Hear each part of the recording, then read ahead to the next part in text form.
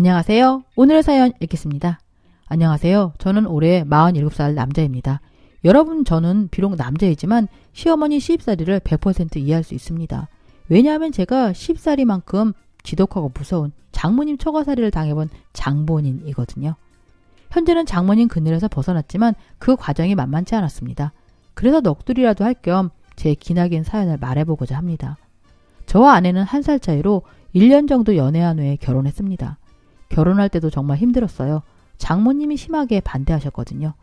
제가 마음에 들지 않으셨던 거죠. 네, 압니다.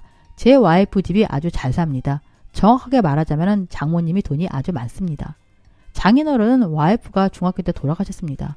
폐암으로 돌아가셨다고 들었어요. 장인어른이 돌아가시면서 물려주신 재산도 많긴 했지만은 장모님 재산이 아마 더 많을 겁니다. 장모님이 셈이 아주 밝은 분이시라 주식이나 부동산으로 돈을 많이 버셨거든요. 그래서 제 와이프는 부족함 없이 잘 살았다고 했습니다. 그 말로만 들었던 금수저였던 거죠. 학교 때는 버스를 타본 적이 한 번도 없다고 했습니다.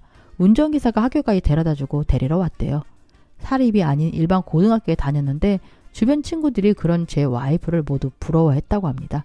장모님은 와이프가 아버지 없이 자란 티가 나지 않도록 최선을 다하셨던 것 같습니다. 온실속 화초처럼 키우셨던 거죠. 온실속 화초라고 하면은 나약하고 연약한 이미지가 있지만 제 와이프는 그렇지는 않습니다. 강인하고 씩씩한 면이 있어요. 그런 면에 반해서 제가 먼저 프로포즈를 한 거고요. 아무튼 와이프가 저와 결혼하지 않으면 그냥 죽겠다고 단식 투쟁을 벌인 덕분에 저는 와이프와 결혼할 수 있었습니다. 하지만 결혼한 후에도 장모님은 저를 못마땅하게 생각하셨습니다. 그래서 아주 대놓고 처가살이를 시켰죠.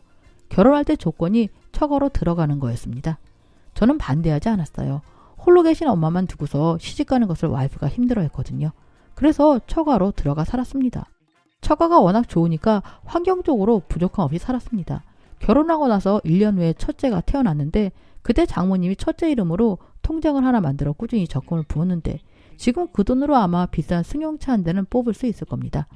아직 첫째가 11살인데 말입니다.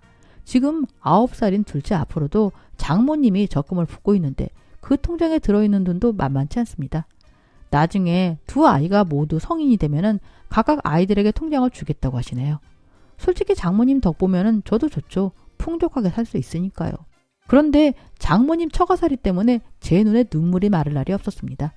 언제 한 번은 장모님이 저만 빼놓고 와이프와 두 아이만 데리고 소고기를 먹으러 간 적도 있습니다. 그날 제가 약속이 있어서 함께 할 수 없었지만 저는 압니다. 장모님이 일부러 저 약속 있는 날에 소고기를 먹으러 갔다는 걸요. 왜냐하면 그런 날들이 정말 무수히 많았거든요. 먹을 거 가지고 그러는 게 가장 치사한 거잖아요. 그런데 뭐라고 말도 못하고 서럽더라고요. 게다가 장모님은 저를 거의 운전기사 취급하십니다. 차를 사용할 일이 생기면 언제나 저를 부르십니다. 제가 평일에는 출근을 하는데도 꼭 퇴근 시간에 맞춰 약속을 잡으시더라고요. 제가 운전기사 할 수 있도록 말입니다. 당연히 주말에는 풀타임으로 운전기사 노릇을 합니다. 언제 한 번은 장모님이 모임을 나가실 동안에 차 안에서 대기한 적도 있습니다. 장모님이 금방 끝날 것 같다면서 차에서 기다리라고 하셨거든요. 그런데 그 금방이 무려 4시간이었습니다. 더 비참한 것은요. 그렇게 운전기사 노릇을 시키면 꼭 용돈을 주십니다. 수고했다면서요. 받지 않겠다고 했는데도 억지로 주십니다. 제가 계속 안 받으면 와이프 통해서라도 주세요. 그렇게 꼬박꼬박 돈을 주시는 게 더욱 비참합니다. 저는 와이프가 저를 도와줄 거라고 생각했습니다. 자신의 남편을 운전기사 취급하지 말라고 한마디 해줄 거라고 생각했어요. 그런데 오히려 좋아하더라고요.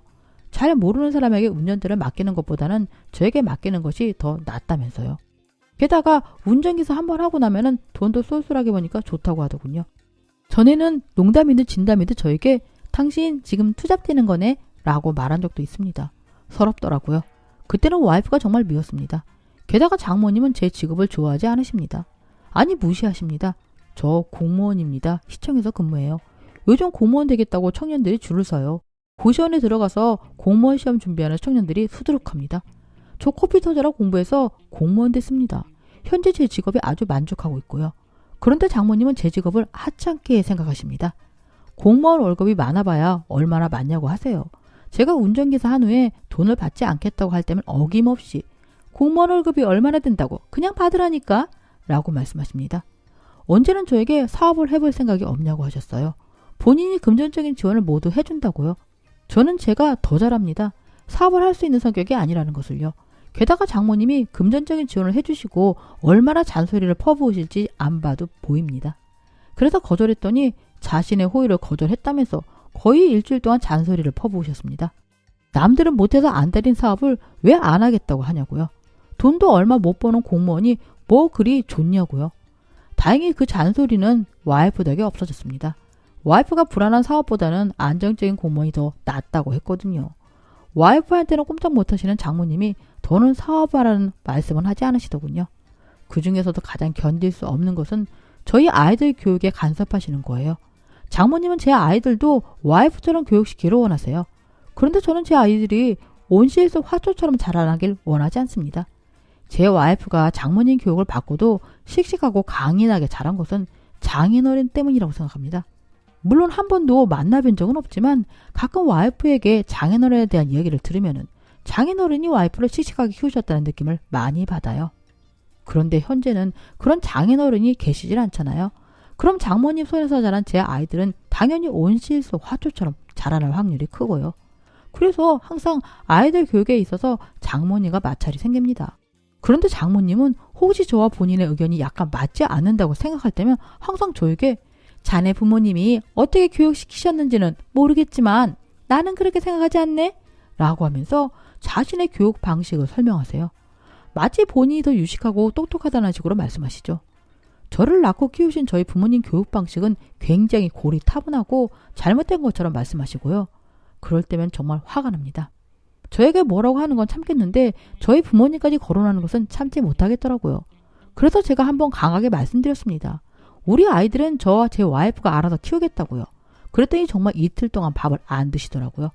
물만 드시고 밥은 입에도 대지 않으셨어요. 머리를 싸매고 누워서는 사위에게 그런 모욕적인 말을 들을 바에는 차라리 죽는 게 낫다고 하셨죠. 제가 장모님께 우리 아이들 교육은 알아서 하겠다고 말씀을 드렸을 때 제 와이프는 없었거든요. 그래서 와이프는 처음에 저에게 엄청 뭐라고 했습니다. 대체 무슨 말을 어떻게 했길래 우리 엄마가 저렇게 아픈 거냐고 따지더라고요. 억울했습니다. 저는 억울하다고 했습니다. 그냥 우리 아이들 교육은 알아서 하겠다고 말했을 뿐이라고 설명을 했죠. 그런데도 제 말을 믿지 않더군요. 다행히 일하시는 아주머니께서 상황을 다 보시고는 와이프에게 설명해 주셨어요. 오해하고 있는 거라고요. 와이프는 그제야 오해를 풀고 장모님에게 한 소리 하더라고요. 뭐 그런 걸로 삐쳐서 밥도 안 먹냐고요. 만약 계속 끝까지 밥 안 먹으면은 이제 엄마랑 쇼핑도 안 하고 찜질방도 안 가겠다고요. 딸과의 데이트를 못하는 것은 싫으셨던 건지 죽을 드시더라고요. 그 다음부터는 원래대로 식사도 하셨어요. 저는 알고 있었습니다. 장모님이 저를 싫어한다는 걸요. 하지만 시간이 해결해 줄 거라고 생각했습니다. 제가 좀 더 잘하고 노력을 하면은 언젠가는 장모님이 마음의 문을 열어주실 거라고요. 그런데 제가 어리석었습니다. 장모님에게 저는 끝까지 눈에 가시였더라고요. 그걸 확실하게 깨닫는 사건이 하나 있었습니다. 제 와이프 남자 사람 친구 일명 남사친이 미국에서 돌아왔습니다. 미국에서만 사업을 했는데 이번에 확장을 해서 우리나라에서도 하겠다면서요. 미국 사업은 다른 CEO에게 맡기고요. 와이프와는 고등학교 때부터 친구로 엄마들끼리 잘 아는 사이인 것 같더라고요. 그래서 저희 집에 인사를 드리러 왔는데 남자가 봐도 잘생겼더군요. 키도 크고 몸도 좋았습니다. 40대인데 30대처럼 보이더라고요. 게다가 아직 미혼이고요. 장모님이 정말 버선발로 나가서 그 친구를 맞이하더군요. 마치 그 친구가 사이인 것 같았습니다. 정말 잘 왔다면서 앞으로 자주 오라고 하시더군요. 같이 저녁 식사도 했는데 그 친구 앞에만 맛있는 반찬을 다 세팅하고 제 앞에는 나물 반찬만 놓여 있더라고요. 그리고 장모님이 직접 반찬을 하나하나 젓가락으로 집어서는 그 친구 밥 위에 올려놓았고요. 일부러 저 들으라는 식으로 우리 케빈이 내 사이가 됐어야 하는데 말이지. 우리 케빈이 좀 더 빨리 우리 딸 좀 데려가지 그랬어. 라고 말씀하셨고요. 와이프가 그만 이야기하라고 말렸는데도 더 계속 말씀하시더라고요. 덕분에 저 그날 제대로 체했습니다. 약을 먹어도 소용이 없어서 화장실 가서 다 토했어요. 그런데 그 이후로 장모님은 자주 케빈을 만나셨습니다. 점심 식사도 하고 가끔 차도 마시고요. 저 없는 평일 낮에 집에도 자주 불러서는 와이프랑 같이 밥도 먹는 것 같았습니다. 심지어 저 빼놓고 와이프 포함 셋이서 저녁 먹으러 간 적도 있어요. 그때 장모님은 선심 쓰듯이 저에게 불편할 테니까 가지 말고서 그냥 아이들과 집에 있으라고 하더군요. 그런데 더 열받는 건 그런 상황을 케빈이 은근히 즐기는 것 같더라고요. 아예 대놓고 저 빼놓고 케빈이 식사 자리를 만든 적도 있습니다. 그때는 아이들도 포함했어요. 오로지 저만 빼놓았습니다. 그때도 장모님은 저에게 불편할 테니까 그냥 집에 있으라고 하더군요. 저는 와이프가 당연히 저를 데리고 갈 줄 알았는데 그러지 않더라고요. 정말 제가 불편해야 한다고 생각하는 것 같았습니다. 제가 전에 저녁을 먹고 체한 걸 봐서 그런지 저를 빼놓더라고요. 물론 당연히 불편하죠. 어떻게 편할 수가 있겠습니까? 더 기가 막힌 것은 장모님이 케빈에게 제 흉을 본다는 겁니다. 아주 대놓고 제 험담을 해요. 딸 남사친에게 사이 뒷담화를 하는 거죠. 제가 우연히 들은 적도 있습니다. 저녁을 먹고 마당에서 장모님과 케빈이 담배를 피우면서 하는 대화를 들었거든요. 제가 나온 걸 모르고 장모님이 열심히 제 험담을 하시더군요.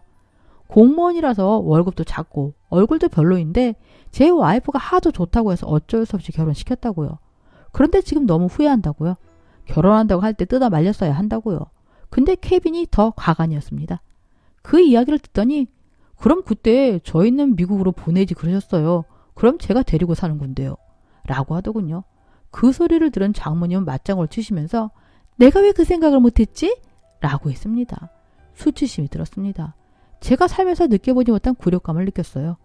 와이프 남사친에게 사위를 칭찬해도 모자를 파내 험담이라니요. 사위 사랑은 장모님이라는 말은 다 거짓말인 건가요? 장모님은 사위에게 씨암탉도 잡아준다는데 저의 장모님은 씨암탉 대신 저에게 수치심과 굴욕감을 주셨습니다. 더 끔찍한 것은 장모님이 사위를 바꾸려 하셨다는 겁니다. 그날은 일이 너무 많아서 늦게 퇴근을 했습니다. 씻고 나오니 같이 일하는 여자 동료에게 부재중 전화가 와 있더라고요. 무슨 일이냐고 전화해서 물어봤죠. 중요한 업무 일로 전화를 했더라고요. 그래서 한 10분 정도 일에 관한 이야기를 한 후에 전화를 끊었습니다. 저희 방은 2층에 있는데 와이프가 자고 있어서 복도에서 전화를 받았거든요. 근데 2층으로 올라온 장모님이 통화를 엿들었던 거예요. 통화를 끊으니까 장모님이 뒤에 서 계시더군요. 제가 무슨 일이냐고 물었더니 대뜸 저에게 자네 바람 피우나? 라고 하더군요. 방금 여자랑 통화하는 거 들었다고요. 저는 중요한 일 때문에 전화한 거라고 말씀을 드렸습니다. 장모님이 그때는 그래? 라고 하시더니 1층으로 내려가시더군요. 그런데 문제는 제 와이프에게는 다르게 얘기했다는 겁니다.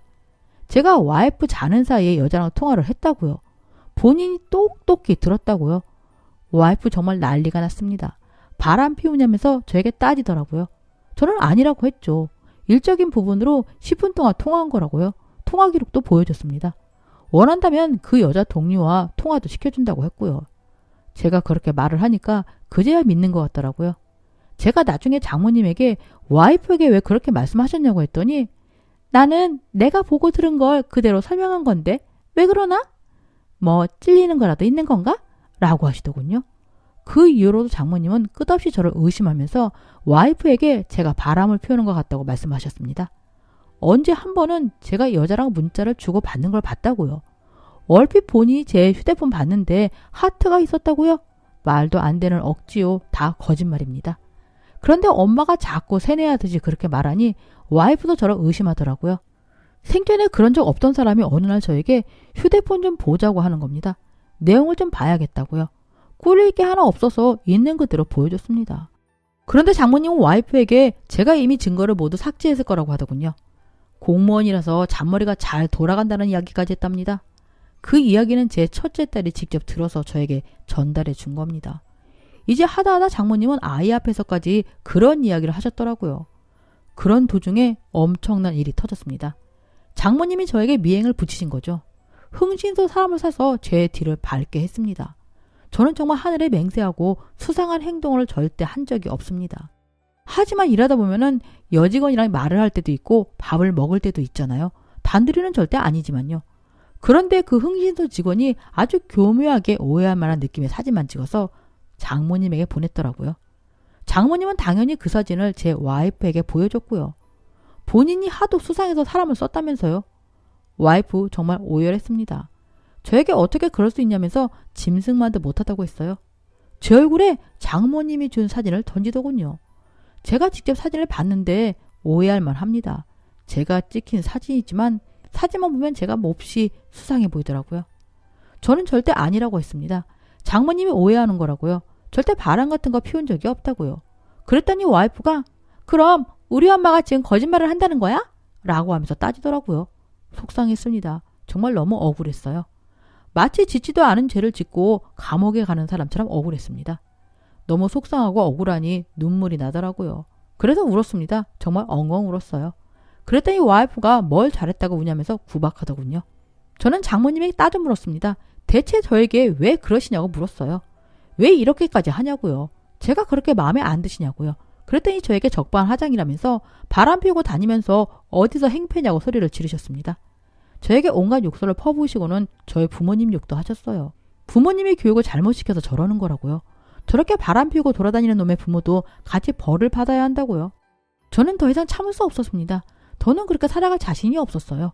장모님과 계속 한 집에서 살아가야 한다는 사실을 생각하면 너무 끔찍했습니다. 그래서 집을 나왔습니다. 간단한 집만 챙겨서 집을 나왔습니다. 부모님 집으로 갈까도 생각했지만 걱정하실 것 같아서 일하는 시청 근처 호텔에 숙소를 잡았습니다. 제가 짐을 챙겨서 나갈 때 저에게 퍼붓던 장모님 말을 아직도 기억합니다. 아주 잘 됐네, 잘 됐어. 이제 원하는 대로 됐네. 속이 다 시원하다. 정말 이렇게 말씀하셨습니다. 와이프가 계속 전화하더라고요. 대화로 해결하자고요. 잘못을 저지르고 집을 나가면 다 해결되는 거냐고요. 와이프는 끝까지 제 말을 믿지 않더군요. 억울했지만 이해는 갔습니다. 말씀드렸다시피 사진만 보면 저는 바람 피우는 게 맞았거든요. 일부만 조작된 사진이었지만 그렇게 보였습니다. 저는 전화를 받지 않았습니다. 그랬더니 제가 일하는 시청까지 와이프가 찾아오더라고요. 저는 이혼을 요구했습니다. 더 이상 장모님과 살 수 없다고 했어요.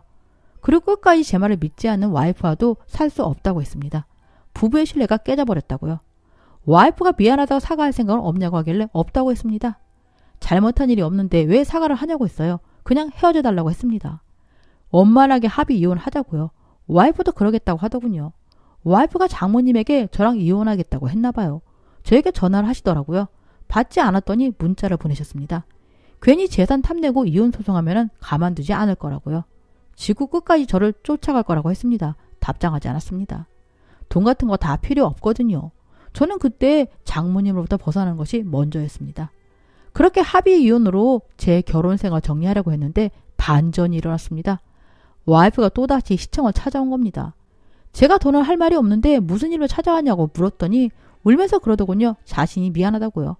저를 그동안 믿지 못해서 미안하다면서 한 번만 용서해달라고 했습니다. 제가 갑자기 왜 이러냐고 했더니 진실을 말하더군요. 와이프가 집에 있는데 모르는 번호로 전화가 오더랍니다. 받았더니 흥신소 직원이라면서 잠시 만나자고 했대요. 할 얘기가 있다면서요. 와이프는 혹시 제가 또 바람을 피우나 싶어서 흥신소 직원을 만났답니다. 그런데 그 직원이 놀라운 이야기를 했대요. 저를 찍은 사진은 본인이 다 조작을 한 거라고요. 마치 바람을 피우는 것처럼 본인이 그렇게 찍은 거라고요. 와이프가 황당해서 왜 그런 짓을 했냐고 물었더니 장모님이 시켜서 그런 거라고 했답니다. 장모님이 자신을 찾아와 돈을 주면서 사이가 마치 바람을 피우는 것처럼 보이도록 사진을 찍어달라고요. 흥신소 직원은 돈 때문에 그런 짓을 했지만 뒤늦게 양심의 가책을 느꼈다고 해요. 그래서 장모님이 줬던 돈도 와이프에게 모두 돌려줬다고 합니다. 그러면서 정말 미안하다고 사과도 했고요. 와이프는 울면서 본인이 잘못했으니 집으로 돌아오라고 했습니다. 하지만 저는 가지 않겠다고 했어요. 그렇게까지 하면서 저를 쫓아내고 싶었던 장모님과 더는 살 수가 없다고요. 그냥 이혼하고서 혼자 사는 게 마음 편할 것 같다고요. 그러자 와이프가 자신이 다 해결하겠다더군요. 그렇게 이틀 정도 지난 후에 와이프가 다시 전화를 했습니다. 저에게 해결했다고 하더군요. 제가 뭘 어떻게 해결했냐고 물었더니 앞으로 연을 끊고 살겠다고 장모님에게 이야기했다는 겁니다. 제가 정말 그렇게 할 거냐고 물었더니 분가 준비를 하자고 하더군요. 제가 장모님이 그걸 허락할 리가 없다고 했더니 와이프가 자신만 믿으라고 했습니다. 알고 보니 와이프가 장모님에게 엄청 퍼부었더라고요. 왜 이런 짓을 꾸민 거냐면서 흥신소 직원이 돌려준 돈을 장모님 보는 앞에서 집어 던졌다고요. 장모님은 울면서 그랬대요. 제가 싫어서 사이를 바꾸고 싶었다고요. 저랑 이혼시키고 와이프를 케빈과 결혼시키고 싶었다고요. 그래서 그랬다고요. 장모님은 와이프에게 미안하다는 사과도 하지 않고 그러게 엄마가 결혼 반대할 때 안 했으면 좋았잖아? 케빈이랑 결혼하면 너도 좋고 나도 좋았던 일인데 왜 그렇게 고집을 피웠니? 라고 했대요. 그 이야기를 들은 와이프는 충격과 함께 엄마에게 정이 떨어졌다고 했습니다. 그런 엄마랑 하루도 함께 살지 못하겠다고 생각이 들었다고요. 그래서 인연을 끊고 살겠다고 했답니다. 장인어른이 물려준 재산으로 집 구해서 나가겠다고요. 처음에는 장모님이 반대했대요. 쓸데없는 소리 하지 말라고요. 하지만 와이프는 강하게 나갔다고 했습니다. 쓸데없는 소리는 지금 엄마가 하고 있는 거라고. 죽을 때까지 엄마 얼굴 안 보고 살겠다고요. 그제야 장모님이 와이프에게 미안하다고 사과를 했지만 소용없는 짓이었습니다. 장모님은 뒤늦게 저에게 사과를 하겠다고 했지만 역시 소용없었습니다. 와이프는 2번 다시 우리 가족을 보지 못하도록 하겠다고 했답니다. 그 길로 와이프는 짐을 싸서 2 아이들 데리고 호텔로 왔고요. 장모님은 저에게 전화를 엄청 했습니다. 받지 않았더니 문자를 하시더군요. 다 장문이었고 미안하다는 말이었습니다. 본인이 잘못했으니 용서해달라고요. 본인 딸 데리고 함께 집으로 들어오라고요. 저는 싫다고 했습니다. 그랬더니 인천에 있는 건물 하나를 제 명의로 해주겠다고 하더군요. 건물 받고 화 풀라면서요. 싫다고 했습니다. 돈도 건물도 다 필요 없다고요. 그냥 와이프랑 아이들이랑 함께 행복하게 사는 게 더 좋다고요. 그렇게 저희 가족은 분가를 했습니다. 장모님에게서 완전히 벗어났죠. 진정한 자유가 온 겁니다. 아이들에게 큰 집에 있다가 작은 집으로 이사 오니 섭섭하지 않냐고 했더니 너무 좋다고 하더군요. 그러면서 솔직히 외할머니랑 사는 게 불편했다고 했습니다. 외할머니가 너무 자신들에게 간섭하는 게 싫었다고요. 지금처럼 평생 우리 가족만 같이 살았으면 좋겠다고요. 아이들도 나름 지금까지 참고 살았던 것 같습니다. 저는 제 와이프가 씩씩하다는 건 알았지만은 그렇게까지 씩씩한 줄은 몰랐습니다. 알고 보니 와이프가 장모님과 거래를 했더군요. 1년에 한 번 얼굴을 보는 조건으로 인천에 있는 건물을 자신에게 달라고 했답니다. 장모님이 저에게 주시려고 했던 그 건물을요. 장모님은 알겠다면서 바로 명의를 제 와이프로 돌리셨습니다. 딸 얼굴을 1년에 한 번이라도 볼 수 있기를 바라는 마음에서요. 똑똑한 와이프 덕분에 저희 가족은 넉넉해졌습니다. 저는 솔직히 분가하고 나서 장모님이 찾아오실 줄 알았습니다. 저에게도 계속해서 전화하거나 문자를 할 줄 알았어요. 그런데 와이프가 무서웠던 건지 찾아오시지도 않고 전화나 문자도 없으십니다. 죽은 듯이 지내고 계세요. 그래서 저는 요즘 천국에서 살고 있습니다. 정말이지 너무 행복합니다. 가족들 사이도 예전보다 더 좋아졌습니다. 비록 오해로 인해 힘든 과정을 겪었지만 그 일 이후로 저희 부부는 더욱 돈독해졌습니다. 신뢰가 더 쌓였죠. 이제 무슨 일이 있어도 서로만 의지하고 서로만 믿기로 약속을 했습니다. 와이프는 혹시 제가 신경 쓰일까봐 케빈이라는 친구와 아예 연락도 끊었습니다. 완전히 모든 것이 해결이 된 거죠. 혹독한 처가살이를 당해본 사람으로서 시집살이로 고생하시는 분들의 마음을 아주 잘 이해합니다. 그래서 제 이야기에 공감해 주실 거라고 생각하고 이렇게 사연을 보내게 된 거고요. 지금까지 기나긴 제 이야기를 들어주셔서 대단히 감사합니다. 혹시 처가살이로 고생하고 힘들어하는 남자분들 계시다면 힘내세요. 무조건 참는 것보다는 때로는 할 말 다 하고 사는 게 더 이익일 수 있습니다. 다시 한번 제 이야기를 들어주셔서 대단히 감사합니다. 안녕하세요. 저는 현재 사업을 하고 있는 45살 남자입니다. 저는 얼마 전 가장 가까운 사람에게 배신을 당했습니다. 그 사람은 바로 제 와이프입니다. 와이프가 저에게 저지른 끔찍한 일 때문에 저는 현재 너무나 괴롭습니다. 그나마 저를 웃을 수 있게 해주는 것은 8살 된 제 딸아이입니다. 와이프와 저는 동갑내기로 소개팅에서 만나 결혼했습니다. 결혼을 전제로 교제를 했던 터라 6개월 정도 만난 후에 바로 결혼 준비에 들어갔죠. 별다른 문제 없이 결혼을 했고 8살 된 딸아이도 낳았습니다. 일반적인 가정과 크게 다르지 않은 평범한 가족이었습니다. 그런 저희 가족이 무참히 깨지게 된 것은 비즈니스 파트너를 만나면서부터였습니다. 저는 유통 관련 사업을 하고 있습니다. 30대 중반부터 사업을 시작했는데 그 과정이 순탄하지는 않았습니다. 사기도 맞은 적이 있었고요. 장사도 해본 적이 있었는데 잘 되지는 않았습니다. 아무튼 우여곡절 끝에 유통 관련 사업을 시작을 했고 현재까지 안정적으로 이끌어 나가고 있습니다.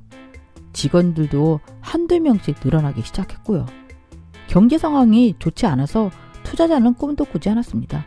물론 투자자에게 투자를 받고자 시도도 했습니다. 중국인 바이어를 만나서 여러 번 미팅도 가졌고요. 하지만 번번이 무산되더군요. 그러던 어느 날이었습니다. 와이프가 투자자 한 명을 만나보지 않겠냐고 제안하는 겁니다. 전업주부였던 와이프 입에서 투자자라는 단어가 나오는 게 신기하더라고요. 당신이 무슨 투자자를 소개해줘? 라고 했더니 자기 지인의 아는 사람이라고 하더군요. 처음에는 반신반의했습니다. 솔직히 와이프를 신뢰하지 못한 것이 사실입니다. 그런데 와이프가 계속해서 만나보라고 권유하더군요. 투자자가 제가 하는 사업에 관심을 두고 있다면서요. 그래서 투자자와 미팅 약속을 잡았죠. 사업 계획서를 들고서 서울에 있는 유명 호텔 카페에서 투자자를 만났습니다. 딱 만났을 때부터 돈 냄새를 물씬 풍기더군요. 입고 있는 정장도 구두도 모두 명품이었고요. 끌고 온 자동차도 외제차였습니다. 제가 사기를 당해봐서 잘 알거든요. 그렇게 겁먹던 사람을 더욱 경계해야 한다는 사실을요. 그래서 잔뜩 경계를 했죠. 그런데 대화를 나누다 보니까 사기꾼이 아니더라고요. 나름 유통 관련 쪽에서 경력이 많은 투자자였습니다. 현재 본인도 사업을 하고 있었고요.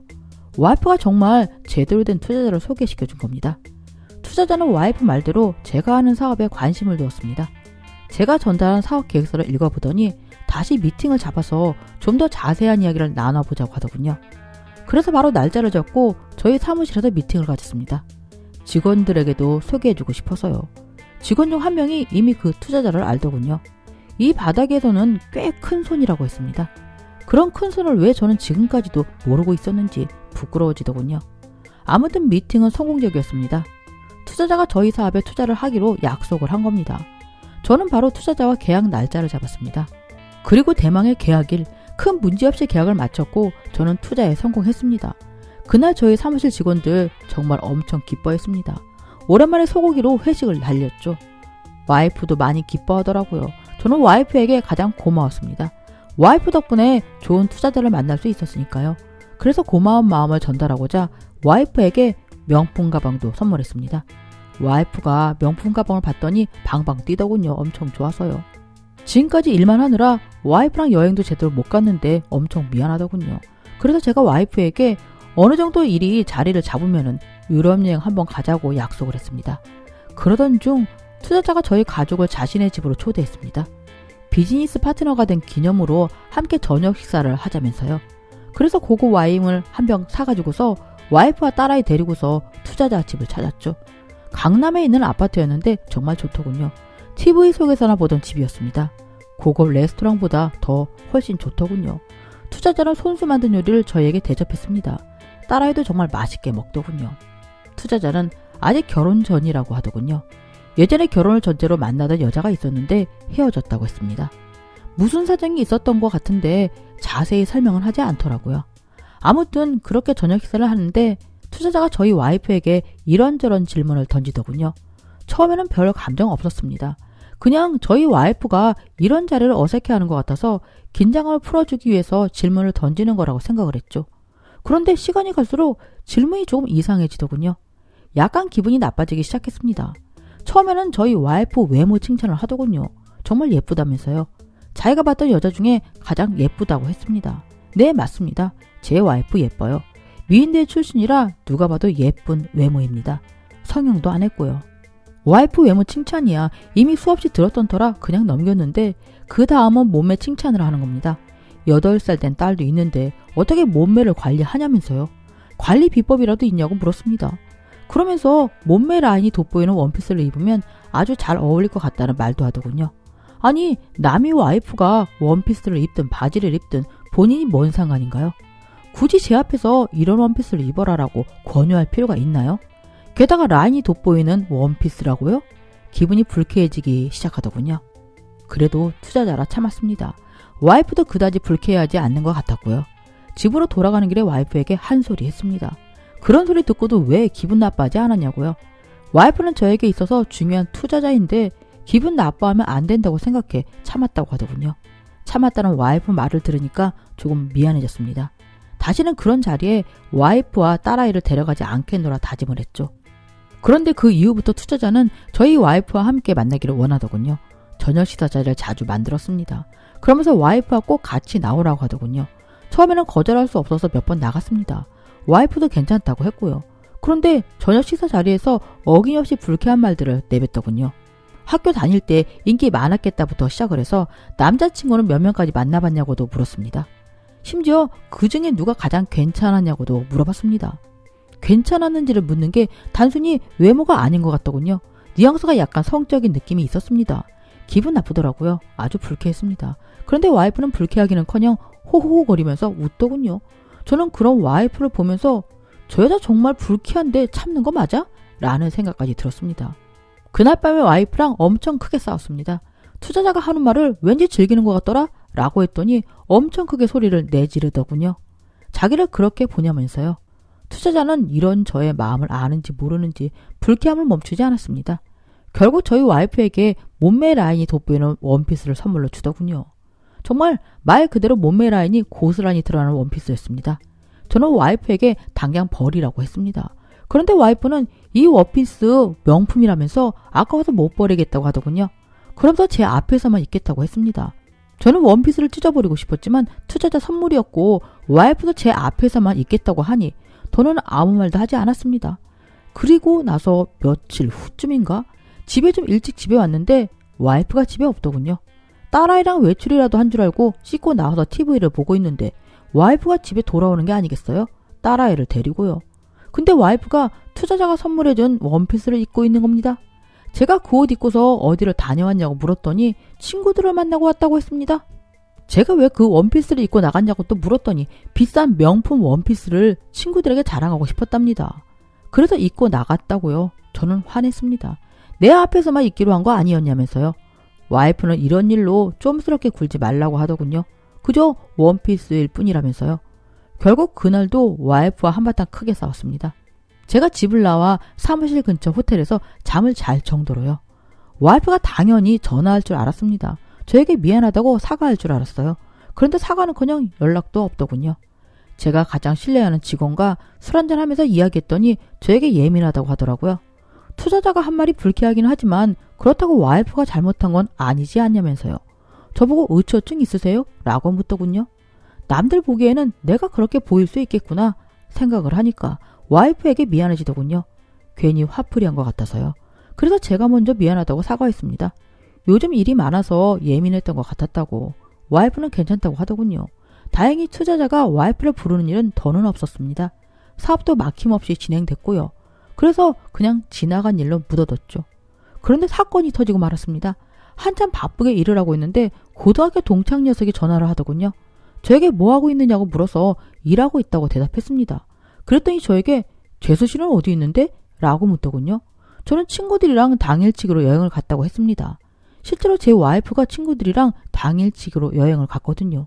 그러자 제 친구가 친구들이랑 골프 여행을 간 거야? 라고 묻더군요. 제가 그게 무슨 소리냐고 물었더니 본인이 지금 골프장에 있는데 여기에 제 와이프가 있다는 겁니다. 심지어 본인이 직접 가서 인사까지 했다고요. 와이프가 당황해하면서 사람 잘못 보셨다고 했는데 아무리 봐도 제 와이프였다고요. 더 황당한 건 친구들이랑 있어야 할 제 와이프가 낯선 남자랑 있다는 겁니다. 그 순간 쎄한 느낌이 들더군요. 그래서 제가 알고 있던 어느 한 사람의 인상착의를 설명해주면서 그 사람이냐고 물었습니다. 그랬더니 친구가 맞다고 하더군요. 저는 일단 와이프에게 모든 상황을 들어야만 했습니다. 그래서 친구가 전화를 끊고 바로 와이프에게 연락을 했죠. 받지 않더군요. 제가 메시지로 그랬습니다. 상태이가 당신 골프장에 있다던데? 라고요. 그랬더니 답장이 오더군요. 집에 가서 다 설명하겠다고요. 저는 집에 일찍 도착해서 와이프를 기다렸습니다. 큰 싸움이 날 것 같아서 그날 딸아이는 저희 부모님 댁에서 하루 자게 두었습니다. 와이프가 여행을 갈 때 딸아이를 저희 어머니에게 맡겼거든요. 밤 9시 정도에 와이프가 집에 오더군요. 몸매 라인이 드러나는 원피스를 입고요. 제가 지금까지 어디에서 뭐라고 있었는지 물었습니다. 대답하지 않더군요. 제가 혹시 투자자랑 있었냐고 물었더니 고개만 끄덕거렸습니다. 제가 화를 꾹꾹 누르며 당신 바람 났어? 라고 물었더니 소스라치게 놀라면서 그런 게 아니라고 하더군요. 그럼 왜 거짓말하고 투자자랑 골프 치러 갔냐고 물었더니 그제야 사실을 이야기해 주더군요. 투자자는 지금까지 저 몰래 와이프에게 연락을 하고 있었습니다. 연락해서 제 투자를 핑계로 와이프를 불러냈고요. 처음에는 밥을 먹거나 차 한잔 마시는 정도였다고 했습니다. 그런데 갑자기 당일치기로 지방에 있는 골프장에 가자고 했답니다. 와이프가 거절을 했는데 제 사업 투자로 협박을 했답니다. 같이 가지 않으면 더 이상 투자하지 않겠다고요. 그래서 어쩔 수 없이 갔다고요. 저는 화를 냈습니다. 왜 나한테 진작 얘기하지 않았냐고요. 와이프는 제가 모든 사실을 알면 그 투자자 돈을 돌려줄 테고 그럼 사업이 어려워지지 않겠냐고 하더군요. 저는 사업보다는 내 가족이 더 소중하다고 했습니다. 설사 사업이 망하게 돼도 내 와이프가 그런 꼴을 당하는 건 볼 수 없다고요. 그러자 와이프가 울면서 미안하다고 하더군요. 진작에 말했어야 했는데 자신이 실수했다고요. 저는 바로 투자자에게 연락을 했습니다. 그리고 다시는 제 와이프를 불러내지 말라고 했습니다. 연락도 하지 말라고요. 원한다면 투자한 돈 전액을 돌려주겠다고도 했습니다. 저는 투자자가 세게 나올 거라고 생각했습니다. 당연히 투자한 돈 전부 돌려달라고 할 줄 알았어요. 그런데 의외로 순순히 나오더군요. 제 와이프랑 워낙 대화가 잘 통하는 것 같아서 친구처럼 지내보려고 했다고요. 저에게 불쾌했다면 미안하다면서 사과까지 했습니다. 더는 와이프에게 연락할 일 없을 거라고 하더군요. 뻔한 핑계가 기분 나빴지만 더는 와이프에게 연락하지 않겠다고 하니 참았습니다. 투자한 돈도 돌려받지 않겠다고 하니까요. 저랑 계속해서 비즈니스 하고 싶다고 했거든요. 그때 저는 그 돈을 전부 돌려줬어야 했습니다. 그랬다면 그런 치욕은 겪지 않았을 텐데요. 그 일 이후로 한 달 후쯤인가 와이프가 저에게 그러더군요. 임신했다고요. 둘째 아이를 가졌다고 했습니다. 저는 너무나 기뻤습니다.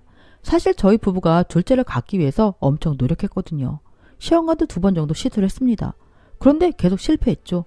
저희 부부에게 둘째는 허락되지 않는 거라고 생각하고 체념했는데 아이를 임신했다는 겁니다. 저는 정말 날아갈 듯이 기뻤습니다. 저는 와이프가 무리 없이 출산할 수 있도록 최선을 다했습니다.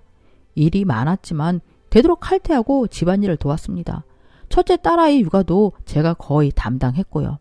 와이프는 그냥 편하게 쉬도록 했습니다. 먹고 싶은 게 있다고 하면은 새벽에도 나가서 사다 바쳤습니다. 와이프가 둘째 아이를 무사히 출산할 수만 있다면은 저는 그 어떤 것도 할 준비가 되어 있었죠. 저희 부모님이 정말 좋아하시더군요. 딸이든 아들이든 상관없으니까 건강하게만 낳으라면서 저희 와이프에게 용돈까지 줬습니다. 와이프도 기뻐하더군요. 늦은 나이인데 임신을 하게 되어서 정말 행복하다고 했습니다. 저는 노산인 와이프가 순산할 수 있도록 매일 밤 기도까지 했습니다. 그런데 투자자가 전화해서 저에게 만나자고 하더군요. 사업 관련 일이라고 생각해서 만났는데 저에게 대뜸 이혼하라고 하는 겁니다. 제가 그게 대체 무슨 말이냐고 했더니 와이프 뱃속에 있는 아이가 본인 아이라는 겁니다. 본인이 아이 아빠라고요. 황당했습니다.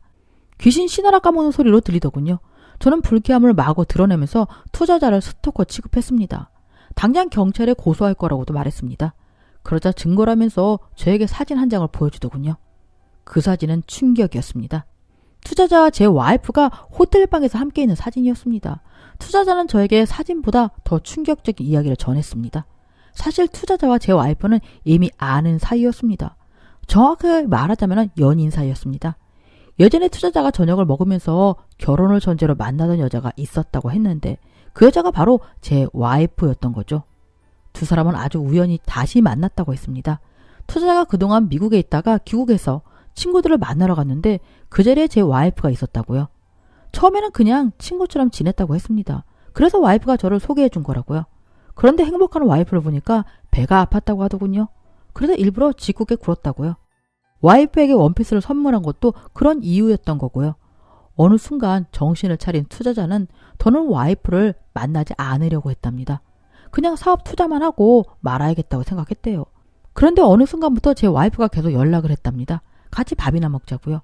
그래서 만나러 나갔는데 와이프가 자신이 선물한 원피스를 입고 나왔다고 했습니다. 그리고는 노골적으로 자신을 유혹했다고요. 처음에는 믿지 않았습니다. 다 꾸며내는 말이라고 생각했어요. 그런데 저에게 둘이서 주고받은 대화 내용을 보여주더군요. 대화 내용은 과간이었습니다.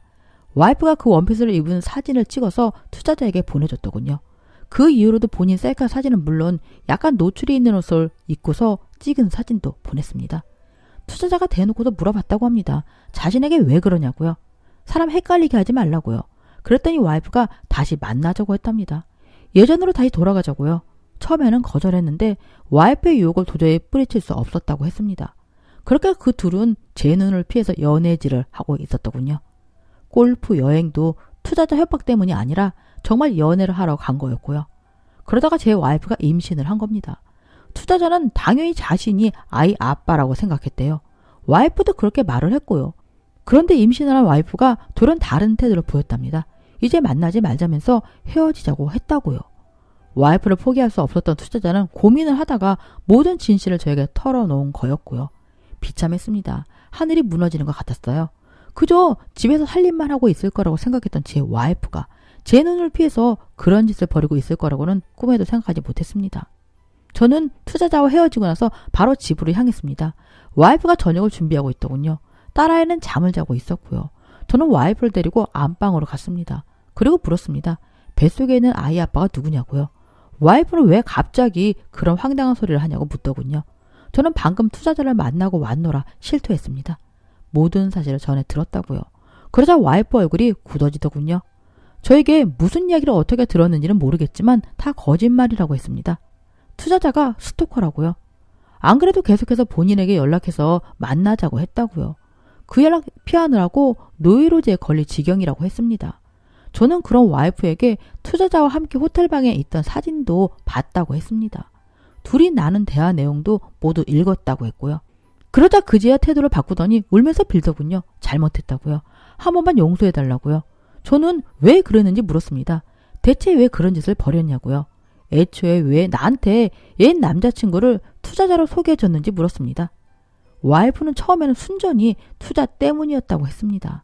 제가 사업적으로 어려움을 겪고 있는 것 같아서 도와주고 싶었다고요.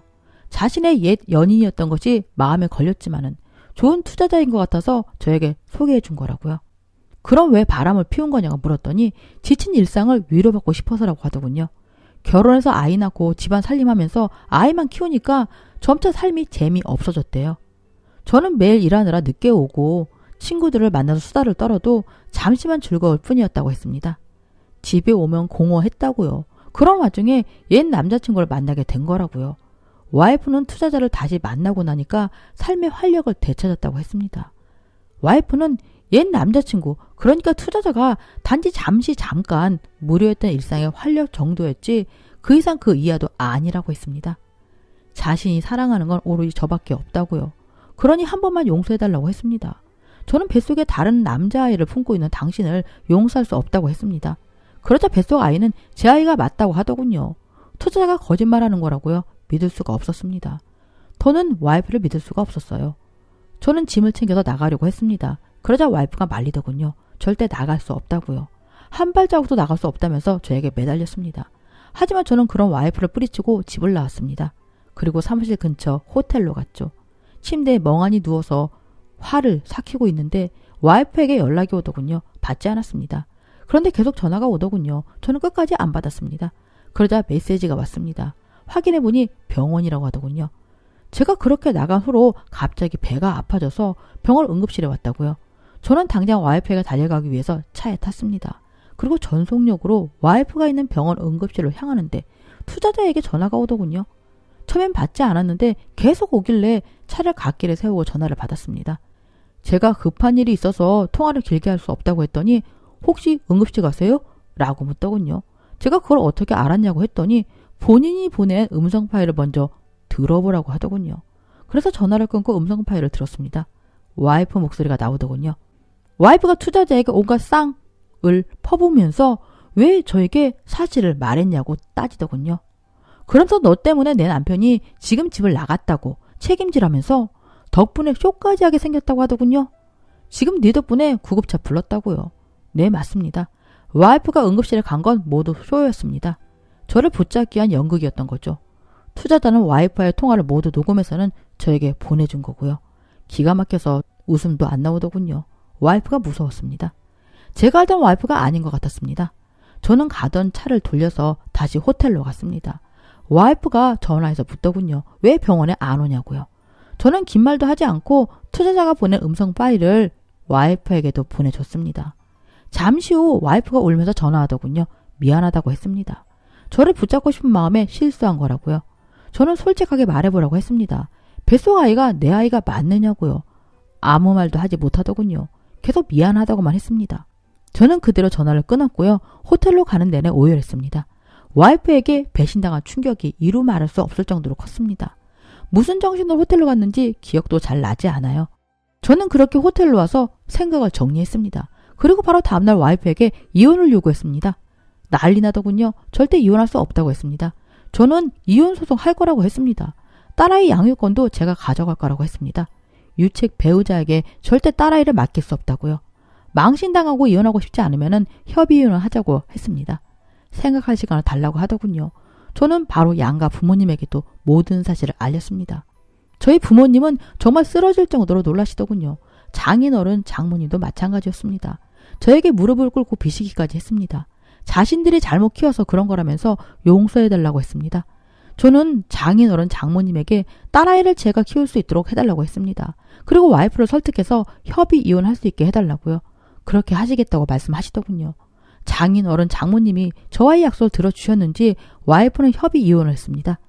딸아이 양육권도 저에게 맡겼고요. 저는 투자받았던 돈을 전부 돌려주려고 했는데 투자자가 받지 않겠다고 하더군요. 자신이 잘못한 거니 돌려주지 않는 게 맞다고요. 자존심이 상했지만 제 사무실 직원들을 생각해서 돌려주지 않았습니다. 저는 현재 딸아이와 단둘이 살아가고 있습니다. 일도 하면서 아이까지 키우는 게 쉽지는 않더군요. 다행히 저희 부모님이 많이 도와주고 계십니다. 전 와이프는 저와 이혼하고 나서 투자자와 재혼을 할 줄 알았더니 그건 아닌 것 같더라고요. 투자자가 양육비는 지급할 테지만 결혼할 생각은 없다고 한 것 같더군요. 그래서 혼자 살고 있는 것 같은데 정확히 어디에서 살고 있는지는 알지 못합니다. 투자자도 더는 제 앞에 나타나지 않습니다. 사업 관련 일로 미팅을 할 때면은 대리인을 대신 보내더군요. 저는 배신당한 상처가 크지만 딸아이를 생각하며 열심히 살아가고 있습니다. 가끔씩 괴로움과 상처로 몸부림치지만 매일 밤마다 엄마를 찾는 제 딸아이보다 제가 더 아프겠습니까? 저는 그저 딸 아이에게 미안하네요. 제가 엄마 몫까지 하도록 최선을 다해보겠습니다. 지금까지 제 이야기 들어주셔서 감사합니다. 여러분 행복하세요. 안녕하세요. 30 중반에 인생의 위기를 맞은 남자입니다. 전혀 상상도 못한 일이라 어디서부터 어떻게 이야기를 풀어나가야 할지 막막하네요. 두서없더라도 제 사연 꼭 한번 읽어주시기 부탁드리겠습니다. 저는 8년 전 아내와 결혼을 했습니다. 아내는 좋고 싫음이 분명한 성격이에요. 그러다 보니 어떤 때는 생각지도 못하게 차가운 아내를 마주할 때가 있어요. 처음에 연애할 때는 서로에 대해 모르는 부분이 많다 보니 그런 부분이 꽤 상처가 되었습니다. 하지만 살다 보니 오히려 뒤끝이 없어서 좋았어요. 그리고 뒤에서 다른 꿍꿍이를 드러내 보이는 것도 없었기에 정말 믿을 수 있는 사람이었죠. 사실 결혼에 있어서 믿음만큼 중요한 것은 없잖아요. 특히 아내는 거짓말을 정말 못해서 얼굴에 다 티가 나요. 그러다 보니 정말 숨기는 게 없었습니다. 물론 저도 거짓말이 세상에서 가장 나쁜 것 중 하나라고 여겼기에 아내를 속이는 일은 하지 않았죠. 이런 기본적인 일들이 서로 충족이 되다 보니 살면서 자잘한 싸움은 있었어도 크게 싸울 일은 전혀 없었습니다. 사실 이제 와서 생각해보면 자잘한 싸움이라고 하는 것도 전혀 싸움 같지도 않았죠. 예를 들면 저녁 메뉴 고르는 걸로 투닥거리는 정도였으니까요. 그러고 보면 아내를 알게 된 순간부터 제 인생에는 찡그릴 일보다는 웃을 일이 많았네요. 그런데 아내와 처음 만난 때에는 웃음보다는 짜증이 솟구치는 그런 날이었어요. 왜냐하면 그날 처음 본 아내와 싸움을 했거든요. 그래서 사람들이 어떻게 처음 만났냐고 물으면 저희는 싸우다 만났다고 합니다. 그러니까 그게 어떻게 된 일이냐면 눈이 엄청나게 오던 날이었습니다. 뉴스에서는 기록적인 폭설이라고 난리가 날 정도였어요. 그런데 제가 그날 어떤 여자분과 데이트를 했던 거죠. 그것도 제가 만나자고 해서 유명 피아니스트의 연주회를 보러 간 것이었습니다. 워낙 자주 없는 공연이라 정말이지 놓치고 싶지 않았어요. 그런데 혼자 가기도 좀 애매하고 해서 두세 번 가볍게 만났던 여자에게 같이 가자고 데이트 신청을 하게 되었습니다. 여기서부터가 제 실수였죠. 사실 그 여자분에게 특별히 마음이 있었던 것도 아니었어요. 오히려 몇 번 만나면서 저와 성격이나 취향이 많이 다르다는 걸 깨닫고는 그만둬야겠다고 마음먹은 상태였죠. 그런데 그놈의 콘서트가 뭔지 결국 마음에도 없는 데이트 신청을 한 꼴이 되었습니다. 그런데 이건 또 무슨 운명의 장난인지 그 여자분은 저를 꽤 마음에 들어 하셨나봐요. 이 사실만 미리 알았더라면 혼자 보러 가는 한이 있었어도 절대 데이트 신청 같은 건 하지 않았을 거예요. 아무튼 콘서트 날이 되어서 그 여자를 만났습니다. 저는 청바지에 패딩을 입고 편하게 나간 반면 그 여자는 치마에 하이힐을 신고 나왔더군요. 그런데 그 콘서트장이 엄청난 경사를 올라가야 있다는 것이 문제였죠. 그 여자는 올라가는 내내 힘든지 작게 한숨을 내쉬더라고요. 어찌나 눈치가 보이던지 저는 조심스럽게 물어봤습니다. 괜찮으세요? 미리 어떤 곳인지 제가 설명을 드릴 걸 그랬어요. 하지만 여자는 대답하지 않았습니다. 좀 짜증이 난 것 같았습니다. 그런데 또 다른 문제가 있었습니다. 올라가는 중에 조금씩 눈발이 날리기 시작하는 것이었어요. 먹구름이 잔뜩 낀 것이 대충 오다 말 것 같지 않았습니다. 그리고 그 예상은 정확하게 맞아 떨어졌어요. 콘서트가 끝나고 나오니 눈이 얼마나 쌓였는지 거의 구르다시피 경사길을 내려왔네요. 거기다 하이힐을 신은 그 여자는 미끄러지지 않기 위해 제 팔뚝을 손톱으로 찍다시피 저를 붙들고 걸었어요. 그리고도 몇 번이나 미끄러지는 참사가 있었죠. 아무튼 5분이면 내려올 길을 1시간은 좋게 걸려서 내려가게 되었습니다. 하지만 그날의 참사는 그걸로 끝이 아니었어요. 그렇게 끝날 날이었다면 아내와 만나지도 못했겠지만 아직까지 기억하고 있지도 않았을 겁니다. 그날의 마지막을 장식한 대참사는 폭설로 인한 교통마비였습니다. 이미 내려오는데 너무 많은 시간이 소요되다 보니 지하철 막차는 지나고 난 후였어요. 그런데 도로는 제설 작업으로 버스며 택시며 자가용이며 탈 것이라곤 아무것도 움직일 수 있는 상황이 아니었습니다. 정말 난감하였어요. 사실 제가 살던 집은 그런 날씨에도 걸어서 20분이면 충분히 갈 수 있었지만 그 여자의 집은 차를 타고도 3, 40분 거리에 있었거든요. 그런데 제가 가자고 한 콘서트 때문에 일어난 일이다 보니 전적으로 제 책임인 상황이었죠. 그 상황에 여자를 나몰라라 하고 저만 집에 갈 순 없잖아요. 또 저는 집에 가서 2다리 뻗고 자면서 여자 혼자 모텔에 재우면 마음이 편할 리가 없었죠. 그렇다고 제 집이 원룸인데 마음에도 없는 여자를 데리고 가서 잘 수도 없다 보니 속이 타들어갔습니다. 결국 한참 고민 끝에 여자를 데리고 일단 집으로 갔어요.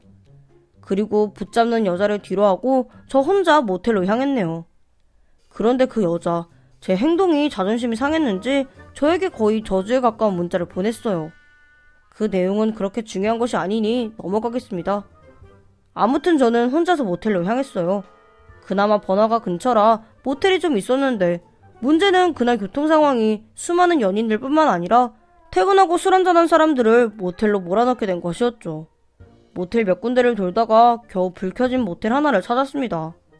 그런데 입구에서 딱 들어가려는데 어디서 나타났는지 여자 하나가 맹렬히 뛰어와 저를 밀치고 한 발 앞서서 들어가는 겁니다. 느낌이 싸한 것이 저도 그제서야 빠르게 뒤따라 들어갔네요. 그런데 역시나 그 모텔에서 마지막 방이 그 여자의 손에 넘어가는 중이었습니다. 저는 다급히 카운터에 소리쳤어요. 제가 먼저 왔어요. 저 여자가 새치기 한 거예요. 저 아저씨가 돌았나? 내가 무슨 새치기를 해요. 아저씨가 사람 앞길 딱 맞고서 안 비켰잖아요. 그러게 누가 느림보 거북이처럼 기어 다니래요? 사실 아무리 생각해도 제가 억울한 상황인데 말이 막히는 거예요. 속에선 열불이 나는데 여자가 쏘아대는 말에 어버버거리고 있으니 너무 답답하였습니다. 모텔 직원도 그런 제가 안쓰러웠는지 여자에게 건네려던 열쇠를 다시 꼭 쥐고는 일단 2분 다 진정하시고 누가 방 쓸 건지 정해지면 말씀해주세요. 그러고는 안으로 쏙 들어갔습니다. 결국 그 여자와 저 둘이서 이를 해결해야 할 상황이 온 거죠.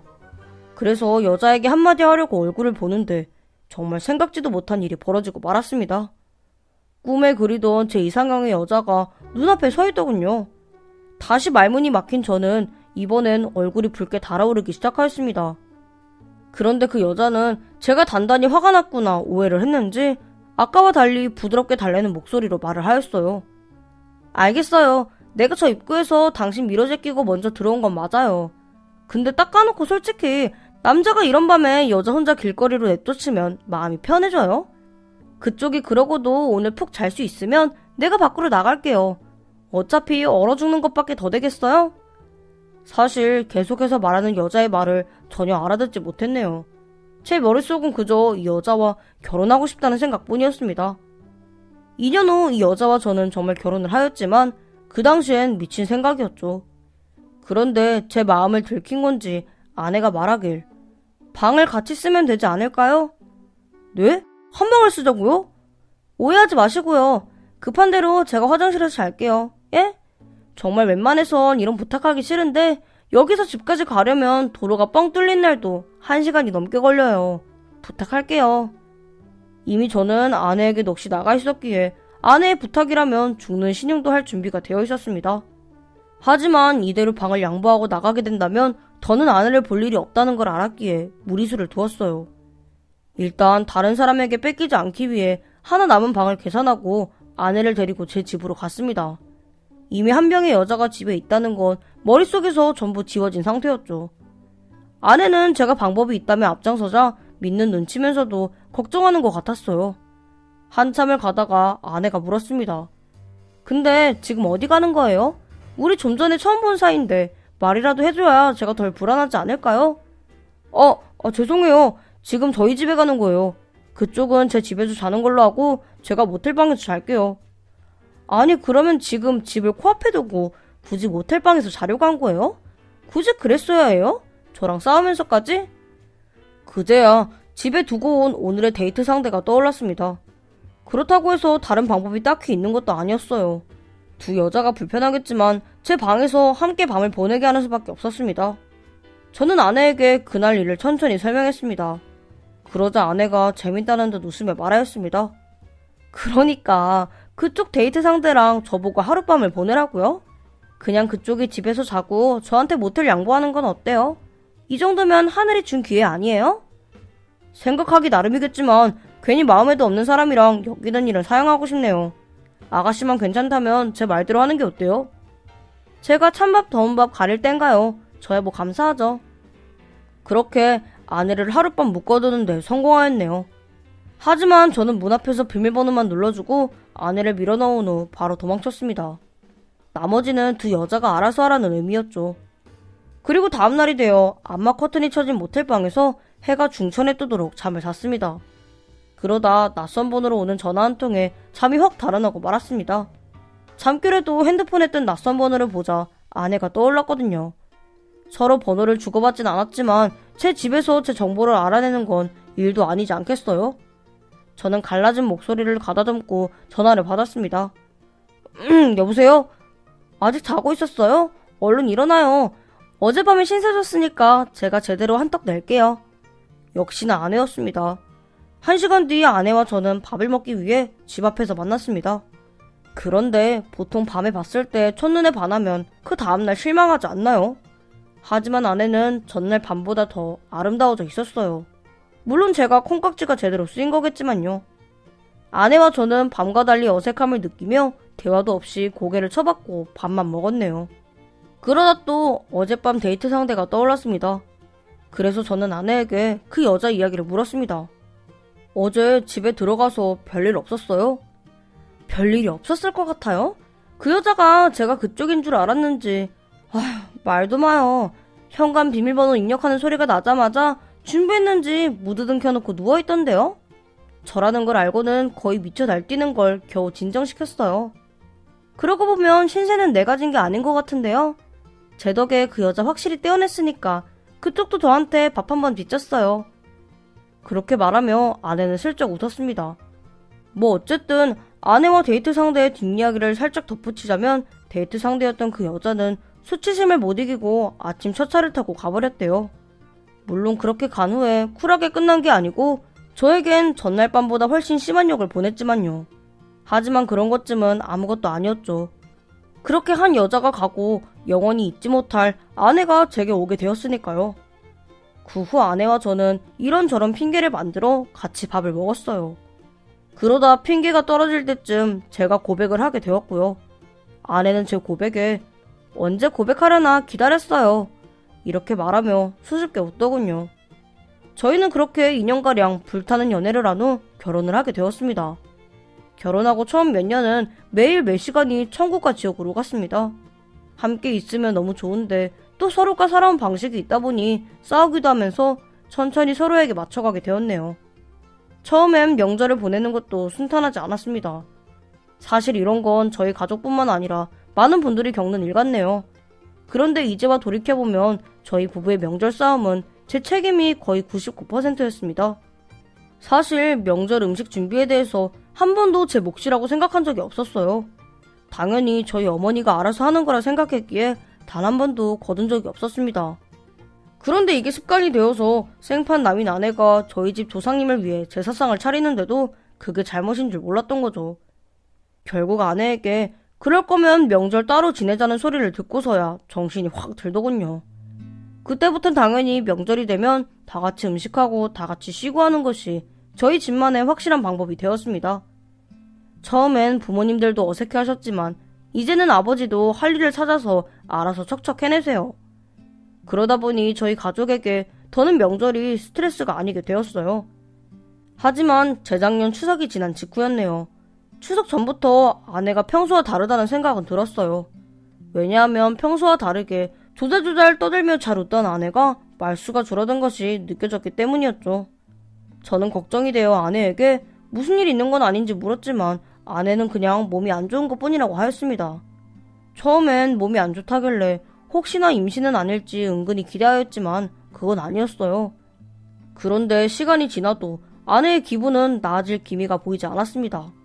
아니, 오히려 나빠지는 것 같았어요. 제가 그런 생각을 하게 된 데는 다 이유가 있었습니다. 왜냐하면 아내는 말로만 몸이 안 좋다고 할 뿐 오히려 야근이 잦아졌어요. 원래 아내도 그렇고 저도 그렇고 일과 생활을 철저히 구분짓자는 주의여서 꼭 필요한 경우가 아니라면 야근을 안 해왔어요. 그런데 갑자기 평소에도 안 하는 야근을 몸이 안 좋다고 하면서 굳이 한다는 것이 이해되지 않았습니다. 결국 지켜보던 저는 아내에게 야근을 줄이는 것이 어떻겠냐고 말을 하기로 마음먹었습니다. 그런데 막상 얘기를 해야지라고 다짐한 그날 아내는 12시가 넘어서 들어오더군요. 현관을 열고 들어온 아내의 표정이 너무 피곤해 보여서 그날은 아무 말도 하지 못했습니다. 그런데 결국 추석이 될 때까지 아내의 야근이 이어졌네요. 심지어 주말 출근까지 하게 되어 이야기할 시간은 더욱 줄어들었죠. 결국 저희는 제대로 된 대화를 못 나누고 추석이 되어 처갓집으로 향했습니다.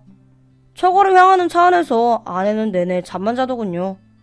그런데 잠들어 있는 아내의 얼굴을 보니 마음이 짠하면서 또 한편으로는 섭섭한 마음이 생겼습니다. 하지만 오랜만에 휴식을 취하는 아내가 푹 쉴 수 있도록 아무 말도 하지 않았어요. 어차피 연휴 내내 함께 있으니 잠깐 시간을 내서 일에 대해 이야기하는 것은 어렵지 않을 거라 생각하였죠. 저는 처가댁 앞에 다 와서야 아내를 깨웠습니다. 여보, 일어나, 도착했어.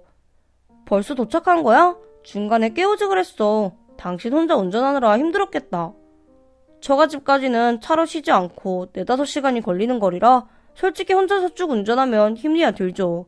하지만 아내가 저렇게 말해주니 섭섭한 마음이고 힘든 거고 한 번에 싹 사라졌습니다. 저는 대문을 열고 큰 소리로 장모님과 장인어른께 인사를 드렸어요. 어머님, 아버님, 저희 왔어요. 그 소리에 두 분은 정말 말 그대로 버선발로 뛰어나오셨습니다. 어머님께서는 제가 들고 있는 짐을 받아주시며 말씀하셨어요. 아이고, 먼 길 오느라 고생 많았네. 밥은 먹었나? 지금쯤 도착하지 싶어서 안 그래도 막 밥상을 차릴까 하던 중이야. 얼른 들어와. 자네 좋아하는 해물찜 해뒀어. 안 그래도 어머님이 해주신 해물찜 먹고 싶었는데 역시 어머님이 최고예요. 어서들 들어가. 애들 피곤할 텐데 붙잡고 서서 얘기하지 말고 얼른 들어가 이 여편네야.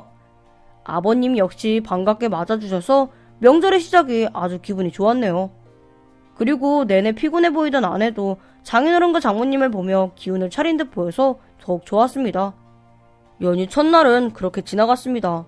다음 날이 되어 저희 부부는 장인어른과 장모님을 모시고 근처 리조트에서 제대로 된 호캉스를 즐기기로 하였습니다. 다행히 처갓집은 저희 집과 달리 종교 때문에 제사를 지내지 않아요. 그래서 명절에 처갓집을 갈 때면 아내도 저도 완전히 일에서 해방되어 쉬다가 올 수 있는 기회였죠. 그래서 그해 추석에는 미리부터 예약하여 다같이 호캉스를 보낼 준비를 해두었어요.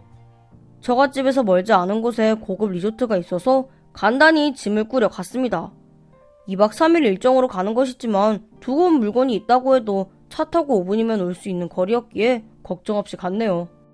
그런데 도착해서 짐을 풀려고 보니 수영복을 깜빡했더군요. 그때가 점심시간이 지난 시간이어서 배도 고프고 하여 간단하게 요기 후 다녀오기로 하고 레스토랑으로 내려가는데 아내가 저보고 먼저 내려가라고 했어요. 당신 먼저 내려가서 부모님이랑 음식 시키고 있어. 나는 회사 일 하나만 확인하고 내려갈게. 푹 쉬자고 온 곳에서 또 회사 일을 한다니 영 내키지 않았습니다.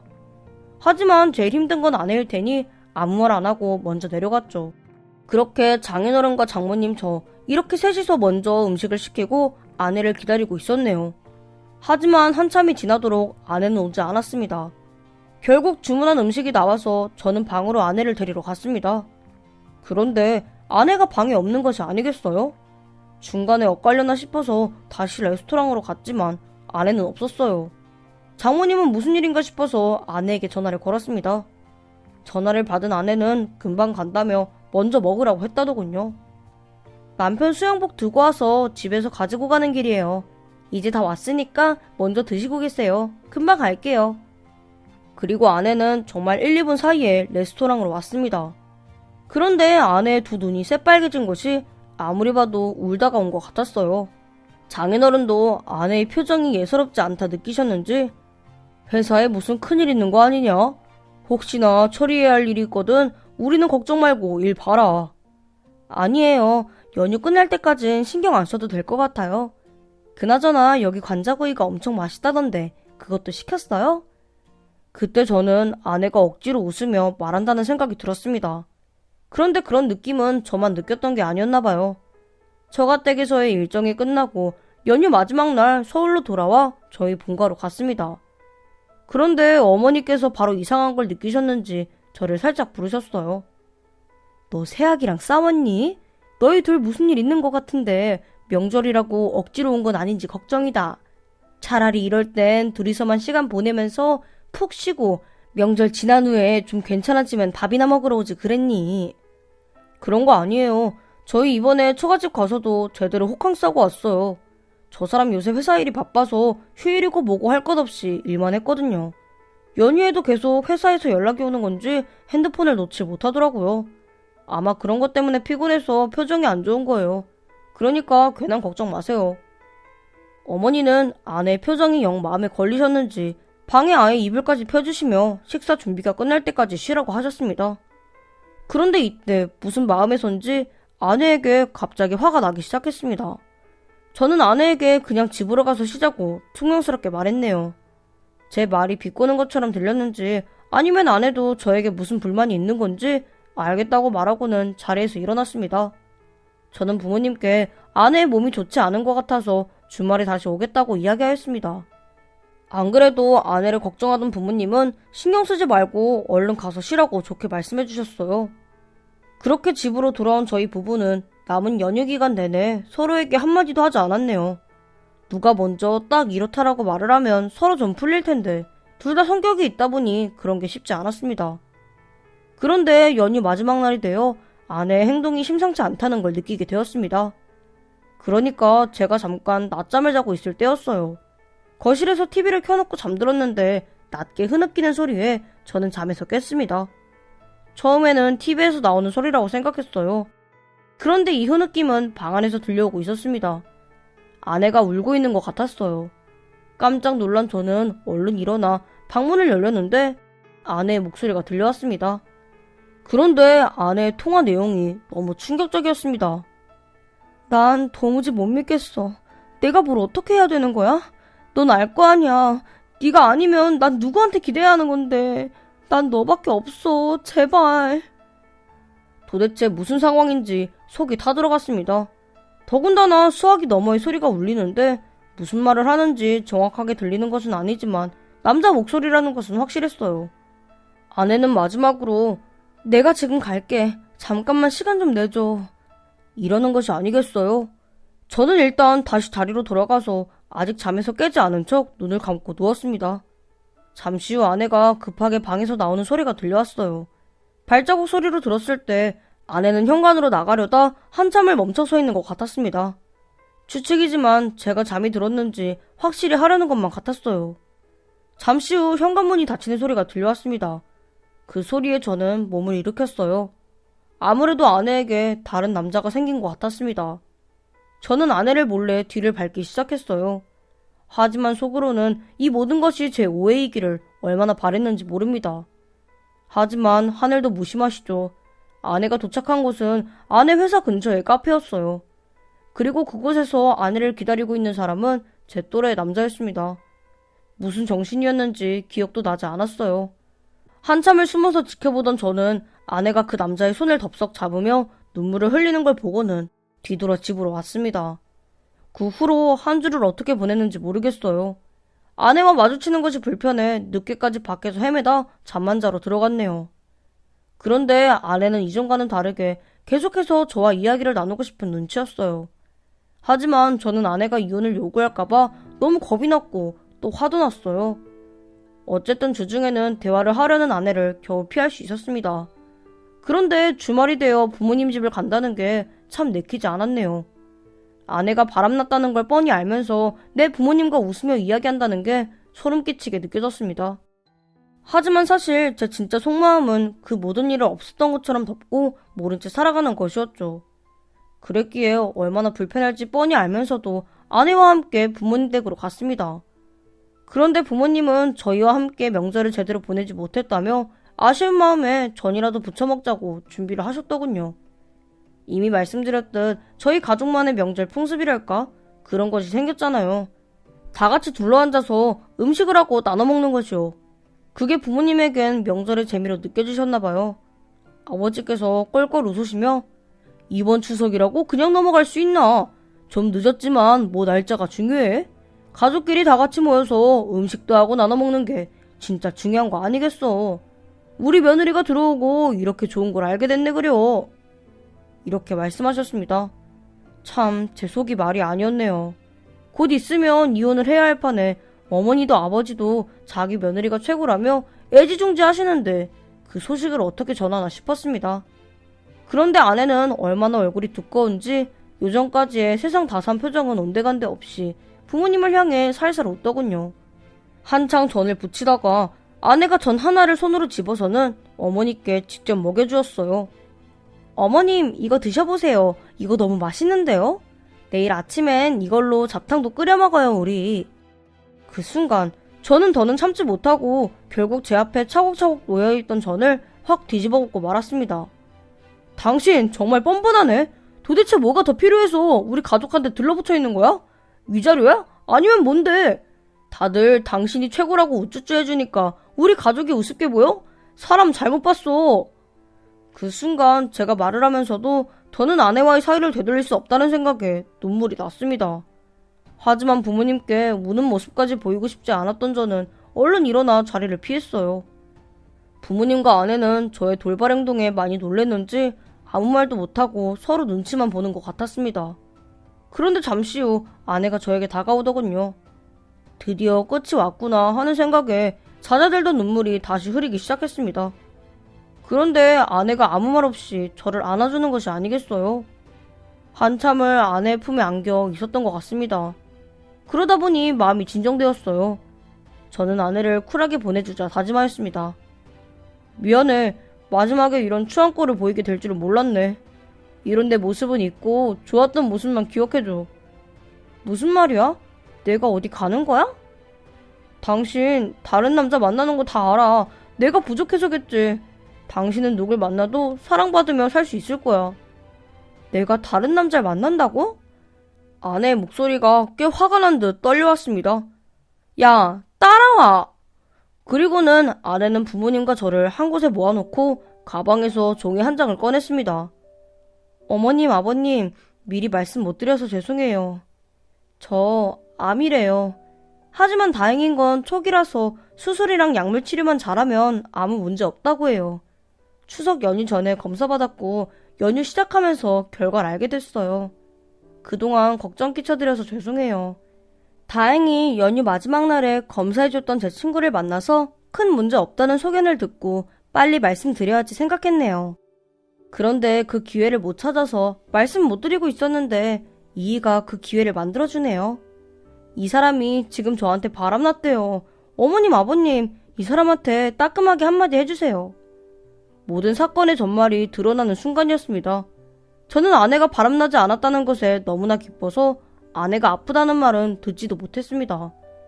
부모님은 제 표정을 보시고는 철이 없다며 미쳤다고 제 등을 후려 갈기셨습니다.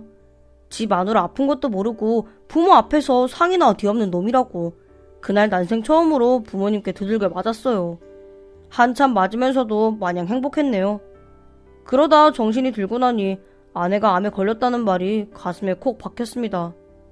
하지만 다행히도 아내는 이미 얘기했듯 유방암 초기라서 스스로 항암 치료까지 무리 없이 끝냈어요. 현재는 암이 모두 제거된 상태고 6개월에 한 번 정기검진만 받고 있습니다. 아내가 암 선고를 받고 2년가량이 흘렀어요. 앞으로 3년 뒤면 아내는 완치 판정을 받을 수 있겠죠. 그때까지, 아니 그 후에도 아내 건강을 위해서라면 무엇이든 하면서 살아가겠습니다. 멍청한 제 이야기 들어주셔서 감사합니다. 안녕하세요. 어디에도 제 이야기를 털어놓을 곳이 없어서 이렇게 익명의 힘을 빌립니다.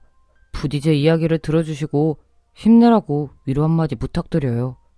저는 현재 50대의 남자입니다. 이야기는 시간을 거슬러 대략 20년 전으로 돌아갈게요. 30대 총각 시절 노는 것도 좋아하고 사람 만나는 것도 참 좋아하던 저였죠.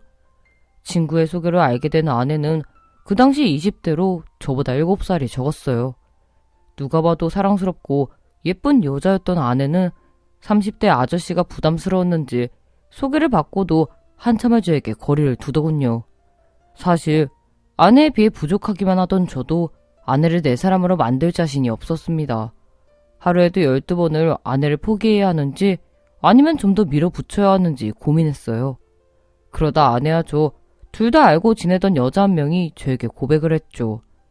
착하고 예쁜 친구였지만 아내에게 푹 빠져있던 저는 그 친구의 마음을 받아줄 수 없었습니다.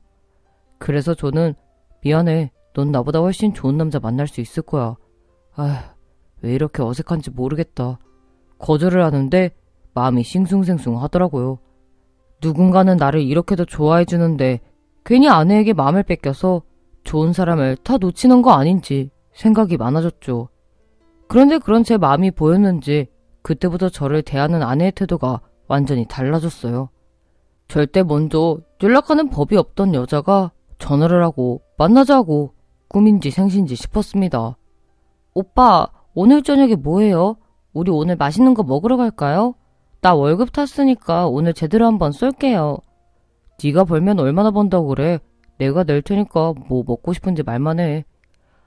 진짜 이러니 아저씨 소리 듣는 거예요. 저도 가끔 비싼 데서 사드릴 만큼은 벌고 있거든요. 왜 그렇게 꼰대처럼 오빠가 다 사려고 해요? 아내는 깔깔 웃으면서 저를 놀리더군요. 그런데 저렇게 말하는 아내의 마음씨가 너무 예뻤다고 말한다면 역시나 제가 너무 콩깍지가 신 걸까요?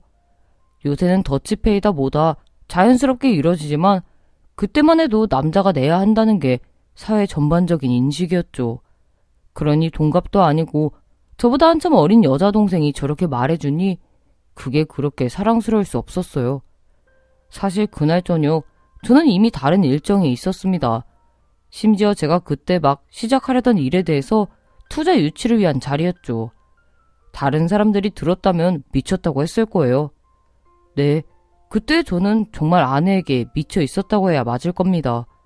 저는 바로 그 투자자에게 전화를 걸었죠. 그리고 돌려 말하지도 않았고 딱 있는 그대로의 사실을 이야기했어요. 다행히 그분은 제 패기가 마음에 든다며 일정을 변경해 주시더군요.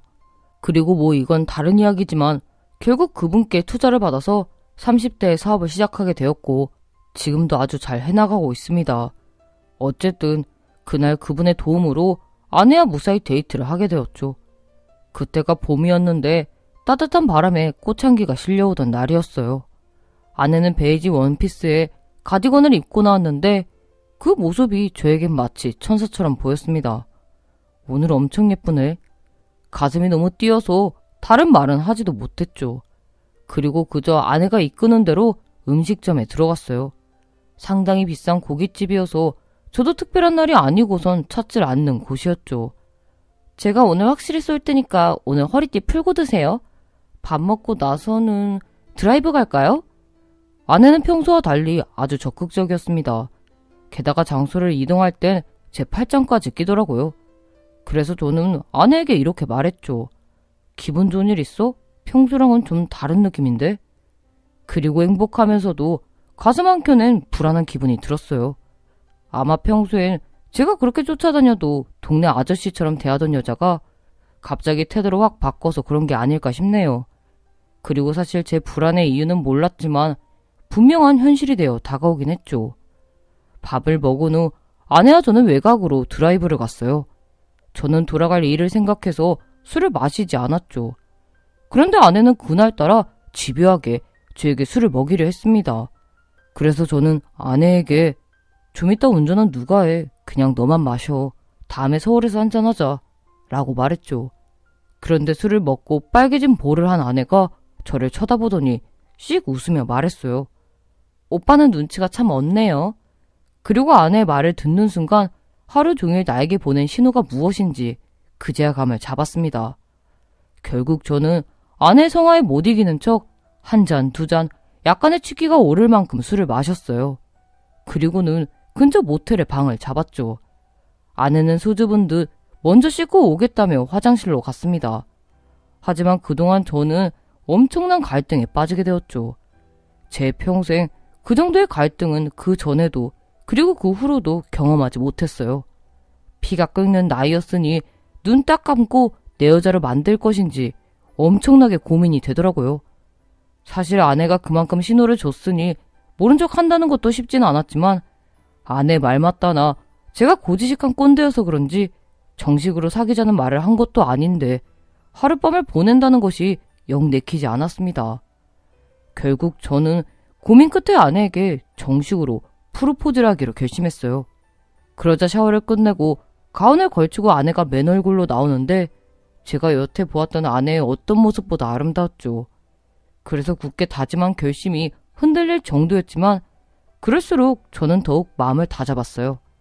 그리고 한참을 어색한 분위기가 감돌자 숨이 턱 막히는데 저는 결국 맥주를 사오겠다며 밖으로 나갔습니다. 그리고 가게에서 술과 안주거리를 사면서 근처에 꽃집이 있는지 물어봤죠.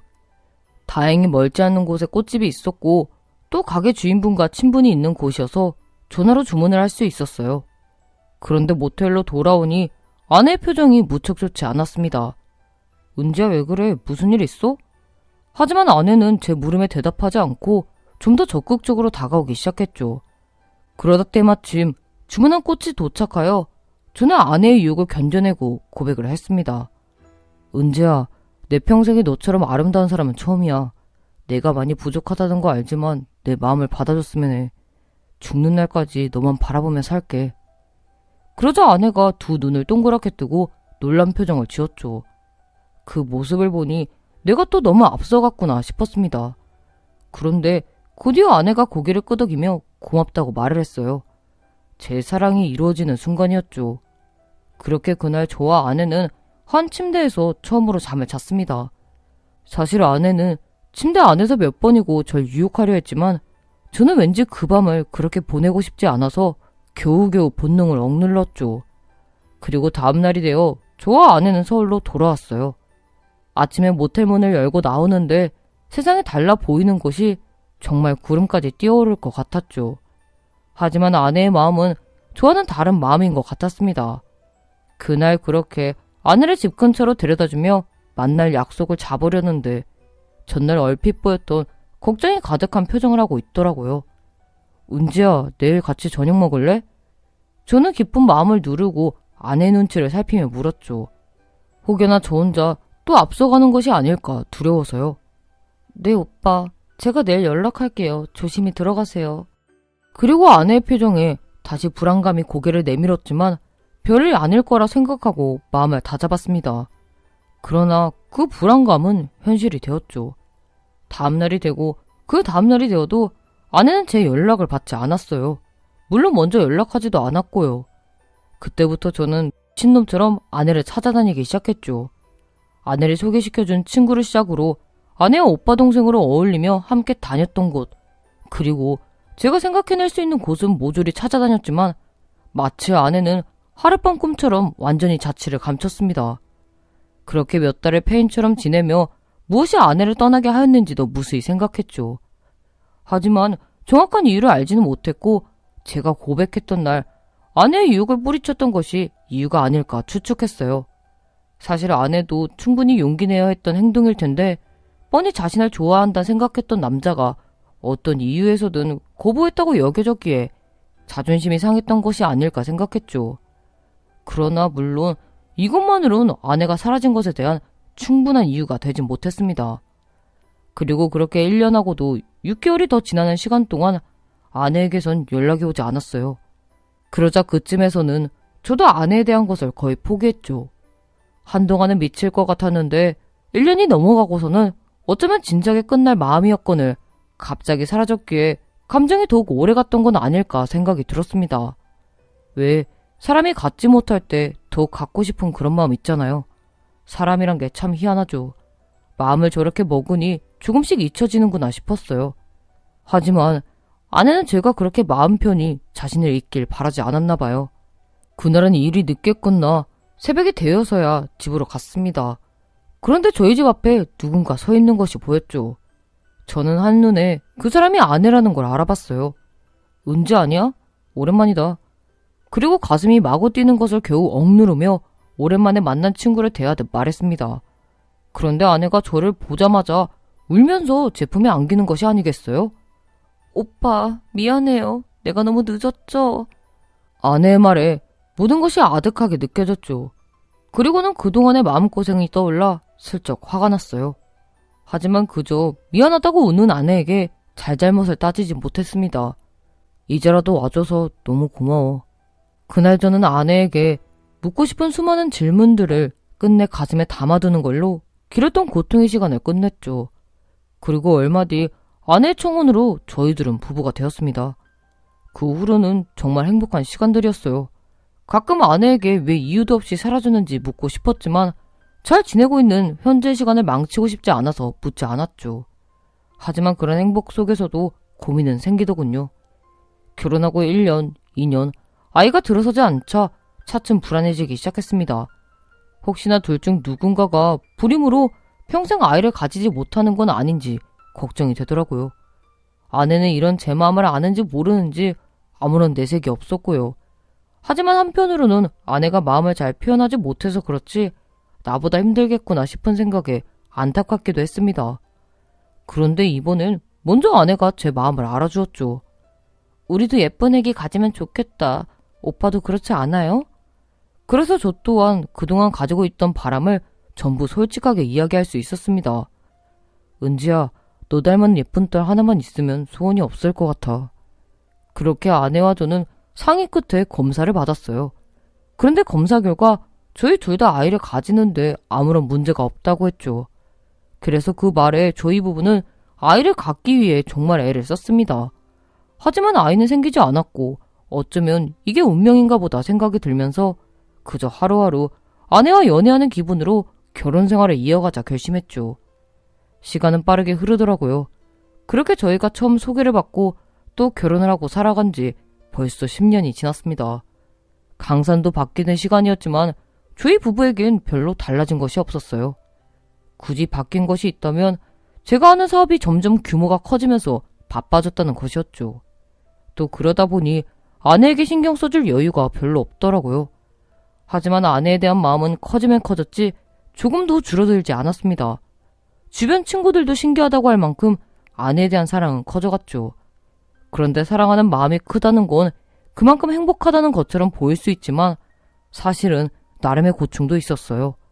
그것은 아내에 대한 불안감 때문이었죠. 10년을 한 이불을 덮고 자면서도 가시지 않는 그 불안감이 아내에 대한 제 사랑을 변함없게 만드는 것 같았어요. 그래서 저는 행복한 만큼 늘 불안했습니다. 그 불안감에 대해 굳이 이유를 찾자면 시간이 지날수록 더욱 아름다워지는 아내의 외모와 사랑스러운 성격이 분명 이유 중 하나일 거예요.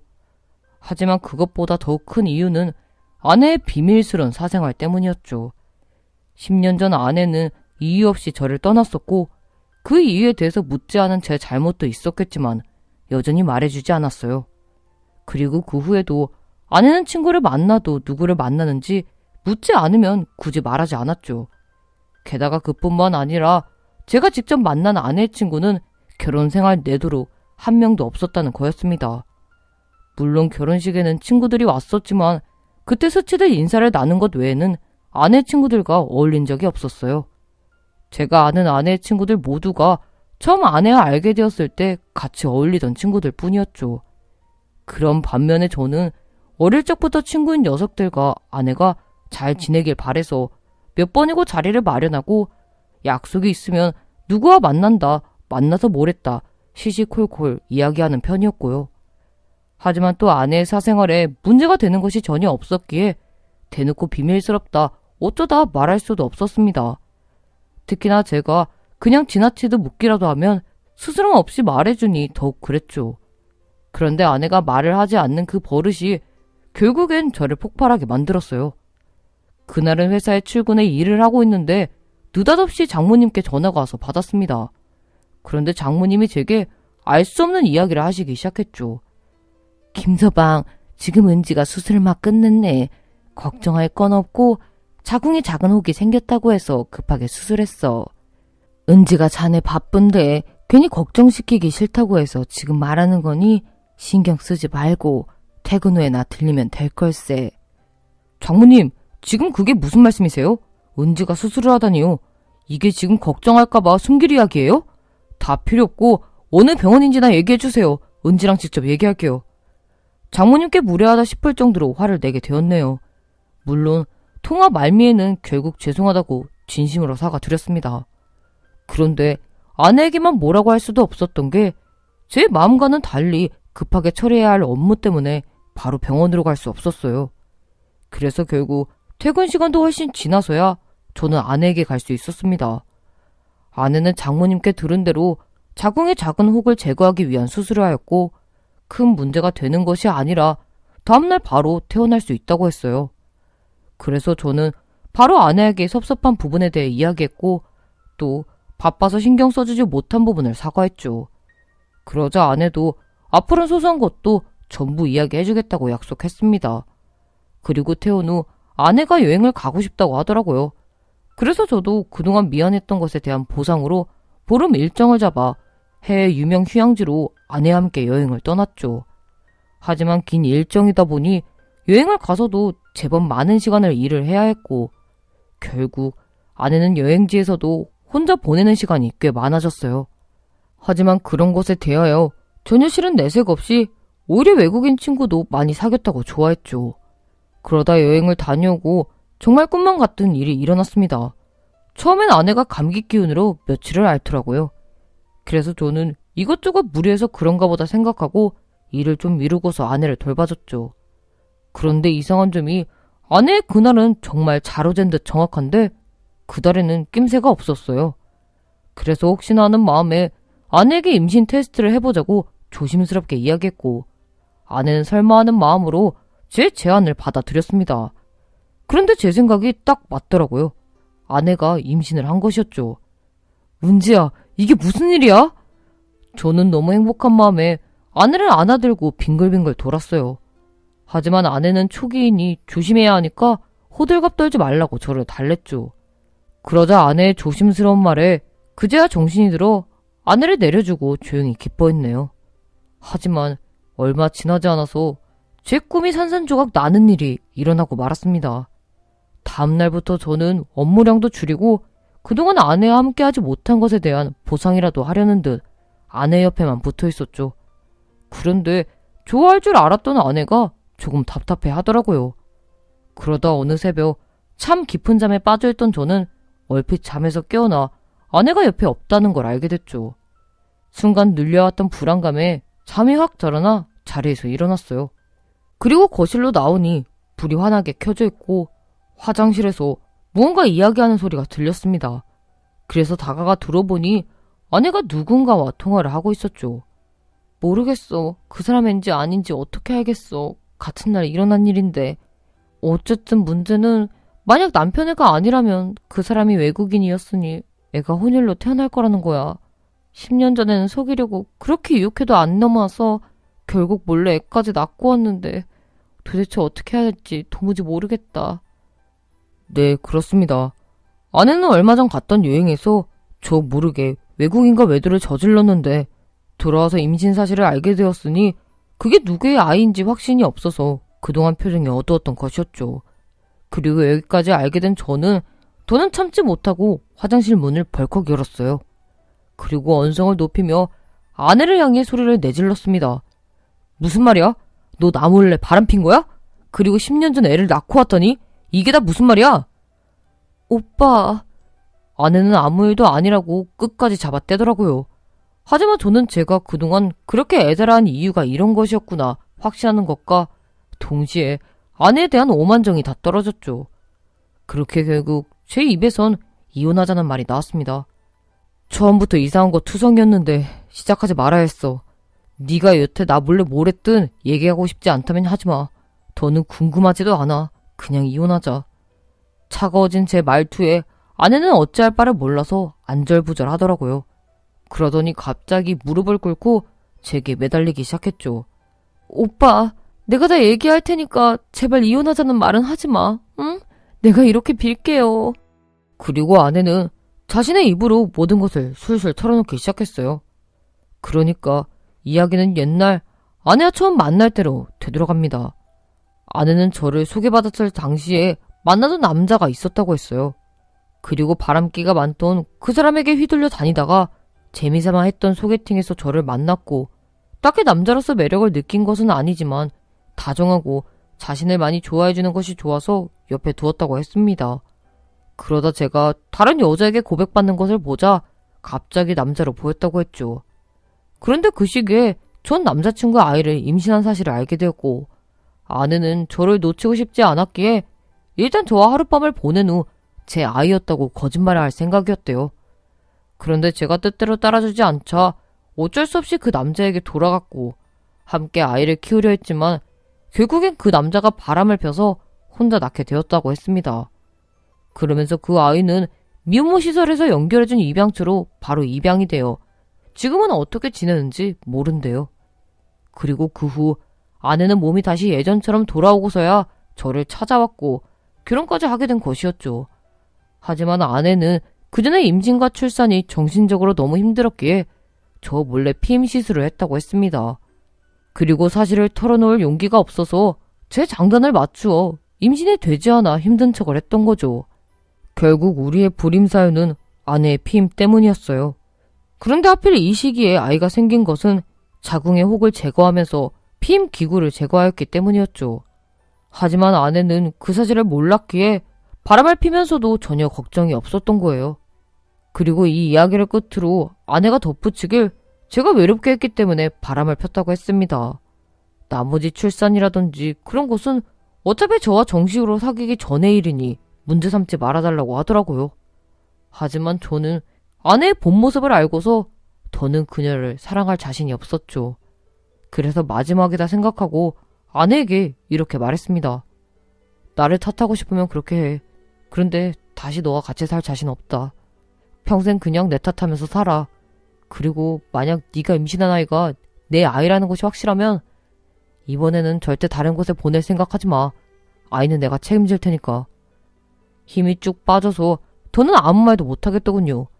그 길로 저는 집을 나갔습니다. 한동안 아내는 제 아이가 확실하다며 저를 찾아왔어요. 그리고 그때마다 저는 그럴 경우엔 내가 책임지고 키울 거라고 얘기했고요. 하지만 아이가 태어난 날 마지막 희망도 사라졌습니다. 아내는 외국인 혼혈 아이를 낳았더군요. 저에게 돌을 던져도 어쩔 수 없네요. 저는 아내도 그 아이도 받아들일 수 없어서 그 후로 2번 다시 아내의 연락을 받지 않고 있어요. 하지만 몇 년이 지난 지금도 가끔 꿈속에서 아내를 만납니다. 아내에 대한 마음이 전혀 없는 지금도 저는 꿈속에서 불안감을 느끼고 꿈을 깰 때면 어김없이 눈물을 흘리고 있네요. 나이 50에 욕심이겠지만 상처 없는 진짜 사랑을 다시 한 번만 할 수 있다면 좋겠습니다. 따뜻한 위로의 말씀 부탁드릴게요. 오늘의 사연에 여러분의 소중한 댓글 참여 기다리면서 구독, 좋아요, 공유는 물론 알람 설정도 부탁드립니다. 그럼 오늘의 사연도 함께 읽어주셔서 감사합니다.